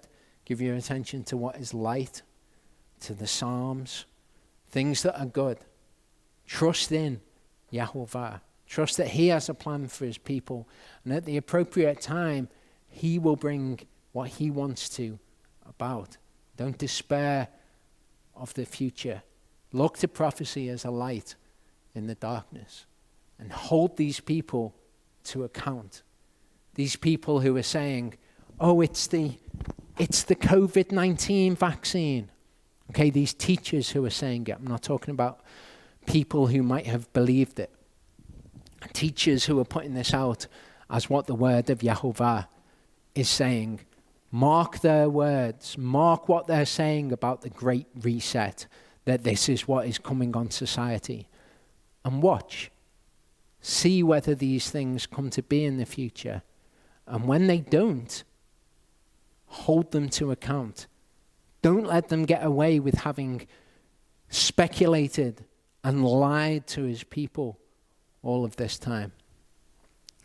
The prophet who presumes to speak a word in my name which I have not commanded him to speak, or who speaks in the name of other gods, even that prophet shall die. And when you say in your heart, how do we know the word which Yahovah has not spoken? When that prophet speaks in the name of Yahovah, and the word is not or comes not, that is the word which Yahovah has not spoken. The prophet has spoken it presumptuously. Do not be afraid of him. And as they had false prophets, we will have false teachers. So mark their words and see if they come to pass. And I'm going to end on this. There is a lot of disinformation out there about vaccines, particularly about the COVID-19 vaccine, particularly about mRNA vaccines, okay? That they're horrific, that they're going to rewrite your genetic code.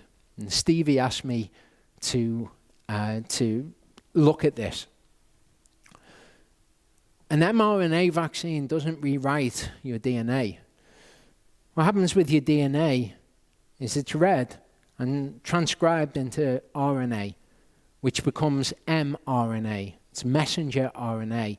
That mRNA is then read by something called a ribosome, and it creates a protein which is folded elsewhere in your cell. And it's folded into the shape that it needs to be in. And in the case of the COVID-19 vaccine, it's folded into the shape of the spike protein. You've probably seen pictures of the coronavirus, and it's got all these like little nodules on the outside of it. They're called spike proteins, and all coronavirus have these spike proteins, and it's how they bind to other cells. These spike proteins bind, in the case of coronavirus, to what are called ACE2 receptors. So the purpose of the people trying to create a vaccine was, in certain vaccines, to stop COVID-19 from being able to bind to the ACE2 receptor. Because if you can stop it from binding to the ACE2 receptor, you stop it from taking over that cell, taking over the machinery of that cell, and using it in the same way as the vaccine does to create copies of itself. What the virus does is it will cause this same machinery of the cell to create more viruses, to create all the proteins necessary to create more viruses. And then that virus goes and it infects another cell, binds to the ACE2 receptor, takes over that cell, creates more COVID-19, and that's how people get infected. So what is being done with an mRNA vaccine is it's mRNA, which is the code to produce not the virus itself, but just the spike protein, because that is the part of the virus that the body needs to produce an immune response to. It needs to have antibodies which will fight against the spike protein, so then they don't bind to the ACE2 receptors. So rather than other vaccines, which might inject you with the whole virus, just an inactivated form of that virus, so that your body then makes antibodies to attack the whole virus. Instead, in the case of an mRNA vaccine, what it does is make you make loads of spike proteins so that you create antibodies to them. And in me saying this, I'm not saying go out and get the vaccine. I will not be getting the vaccine. I have two autoimmune diseases, which is where my body, its immune system doesn't work properly. So it will attack. It will recognize something as an invader, which is not. And then it will attack good things in my body. Specifically for me, it was my beta cells on my pancreas, which produce insulin, which is why I'm diabetic. I don't produce insulin anymore. And it's the myelin sheath, which is around the nerves, which carry electrical signals to the brain and back to your limbs or wherever else. And it attacks this myelin sheath, which is like insulation on a wire. And without this insulation, your body doesn't work properly. So the last thing that I'm going to do is inject into my body mRNA that creates proteins that my body is then going to attack. I'm not going to provoke my immune system at all. Doesn't sound like a good idea. The side effects to the vaccine don't sound all that great. Chills and fever and stuff like that. And in a person who's very unlikely to die from coronavirus, which is 99.99% of people, you don't want to be having those side effects. I would suggest perhaps. I'm not telling you to get it. I'm not telling you not to get it. What I'm telling you is there is a huge amount of complete garbage information out there that's telling you things like it will rewrite your DNA. And that's why it's the mark of the beast, because it's going to make you irredeemable. It's going to change you genetically. These things just are not true, cannot be true. The age that we live in with the internet and scientists the world over who pore over this information, pore over these vaccines and all of the scientific papers, the tens of thousands of them which are written about this, who understand these things to a very high degree. You couldn't pull the wool over their eyes. You know, someone would get hold of the vaccine and be like, that's not what this is. The mRNA vaccine will not recode your DNA. What it will do is provoke an immune response in you. If you want to not have an immune response, I wouldn't argue with you. If you think it's Bill Gates and quantum dot technology and it's going to rewrite your DNA, I would tell you that you're wrong. Look to an actual source that's an unbiased source, has no skin in the game about what mRNA vaccines are and how they work. Pfizer teamed up with BioNTech to make their vaccine because BioNTech is a German company which was very advanced in the field of the study of mRNA and getting your body to construct certain proteins through injecting mRNA in it. So Pfizer and BioNTech came together to create a vaccine. Doesn't rewrite your DNA. It's got nothing to do with Bill Gates and quantum dot technology or anything like that. People will read things like lipid nanoparticles and go, nanoparticles? That sounds terrible. Just refers to the size of the particle. A lipid nanoparticle membrane is like a layer of fat around the mRNA, which will stop it being attacked by your immune system and destroyed before it gets to the cell, and then the cell can cause you to produce a spike protein to produce an immune response too. So lipid nanoparticles are not to be feared either. This is a spike protein. Okay, you'll produce the protein. Your body will then fold it into shape, the correct shape. Your body then produces antibodies which prevent that spike protein from binding. So then if you get COVID-19, your body already has antibodies to stop you becoming infected. Okay, and the spike proteins change before and after they're bound to another cell. But it's nothing to be feared. Whether or not you want to take it, that is entirely another matter. Okay, more information, more detail, but I'll continue. This is a picture of a zoomed out view of something called RAPS, RAPS, COVID-19 Vaccine Tracker.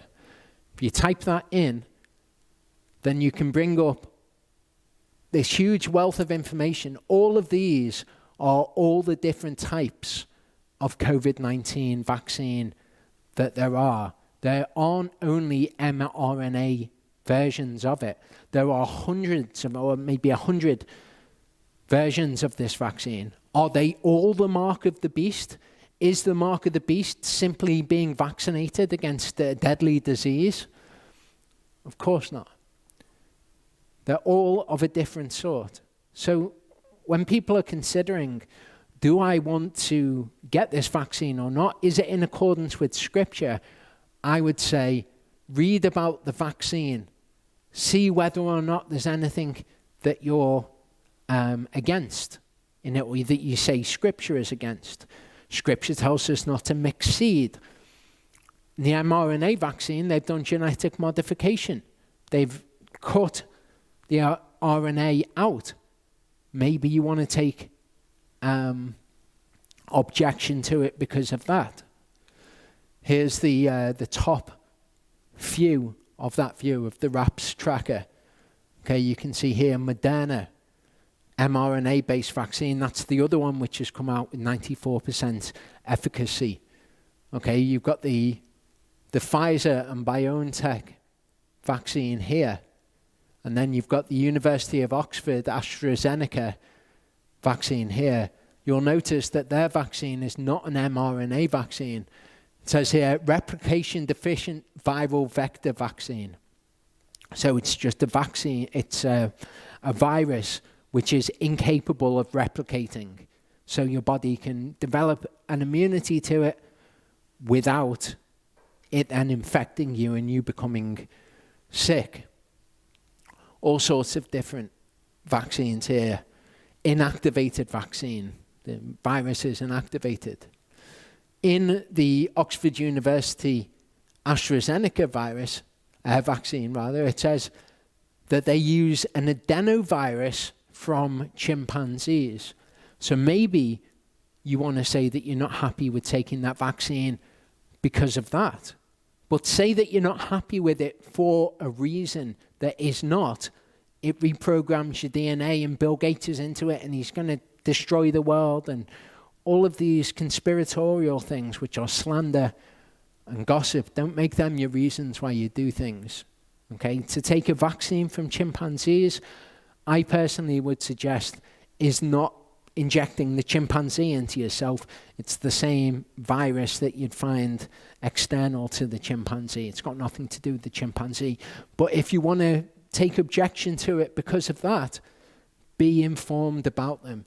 You can go to this research and find out about all of the vaccines, and you can compare them to Scripture, and you can say whether or not you are personally happy taking it, whether maybe you want to wait a year to see whether everybody's right arm falls off. Whatever it is, see what these vaccines actually do. But make that decision based on truth and not on these ideas which are foisted into your attention by algorithms. People want to educate themselves about things like vaccines, specifically the COVID-19 vaccines. Every time one passes phase 3 trials, these people do a video about it. And as you can see here, this is a YouTube channel for clinicians and students. It's medical lectures that have been explained in a way that you can easily understand. I can watch this and I can understand what they're talking about. It's easy to understand. It's supposed to be medical lectures made easier for medical students. Okay, this is their website. They do videos on all of this sort of stuff. ECG interpretation, urinalysis. Maybe you're interested in that. Maybe you're not. Maybe you're just interested in the COVID-19 vaccine. Vitamin D's effect on COVID-19. Things that medical students are learning about in relation to COVID-19. This is a good resource. This is good information. It's not YouTube having pushed to the top a video about Bill Gates' quantum dot. This is a YouTube channel by a guy called Dr. Ed Hope. He's an A&E doctor in the UK. His YouTube channel is a long-standing YouTube channel. He's just been doing videos about what it's like to work in A&E and all sorts of things. Then the COVID-19 pandemic struck. So he started doing videos with his colleagues around the hospital about what it's like to work in an ICU where everyone's got COVID-19, what COVID-19 actually is. Actual solid information from medical practitioners who are trustworthy, who've been around for a long period of time, who are just people who are picking up a camera and going to work in a hospital and showing people what it's actually like. Not these conspiratorial videos of, look, I've gone to a hospital and there's no queues outside, this is supposed to be a pandemic. And all of that sort of nonsense. Good information. For financial things, I'd recommend this channel. Economics Explained. Okay, is hyperinflation coming? You get all sorts of conspiratorial videos about hyperinflation. This is not somebody who is saying hyperinflation is not real or that we might not experience it in the West, but it's good information. It's actually solidly founded. It's not by people who are running adverts for buying gold and silver on their videos, for example. It's actual reasoned education, not false education. Why becoming a cashless society is a terrible idea by the same person. Okay, not, oh, the Bible says that we'll have a cashless society.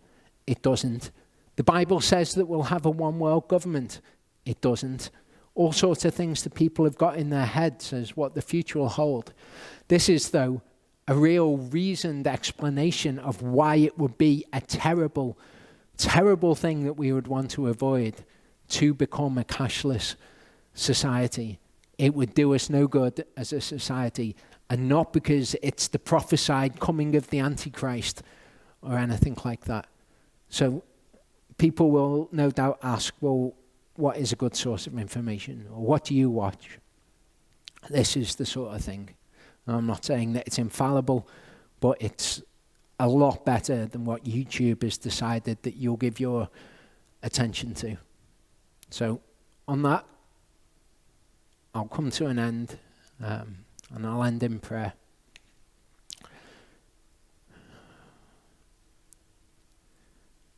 Father, we ask you to have mercy on us and to lead us to truth while people are trying to lead us to falsehood. People who make money off deceiving us. Father, we know that the world is a wicked place, and it's full of every sort of wickedness. And we want no part in it, so we thank you that you've redeemed us and that you have brought us out into your light, and you've given us true things, and you've given us hope and expectation in this world. And we thank you that we can take our peace in that. Father, I do pray for our leaders. I pray for wisdom for them, that you would help them to see ideas that are truly wise and not just ideas with the appearance of wisdom. I ask you that you would that you'd bless them. I ask you that you would keep your eye on those who fear you, who are living in exile, and we thank you for your promise that you will preserve the righteous and reserve the wicked to a day of judgment. We thank you for who you are, and thank you for showing us who you are. Thank you that we can rely on you, Father. Thank you, Father.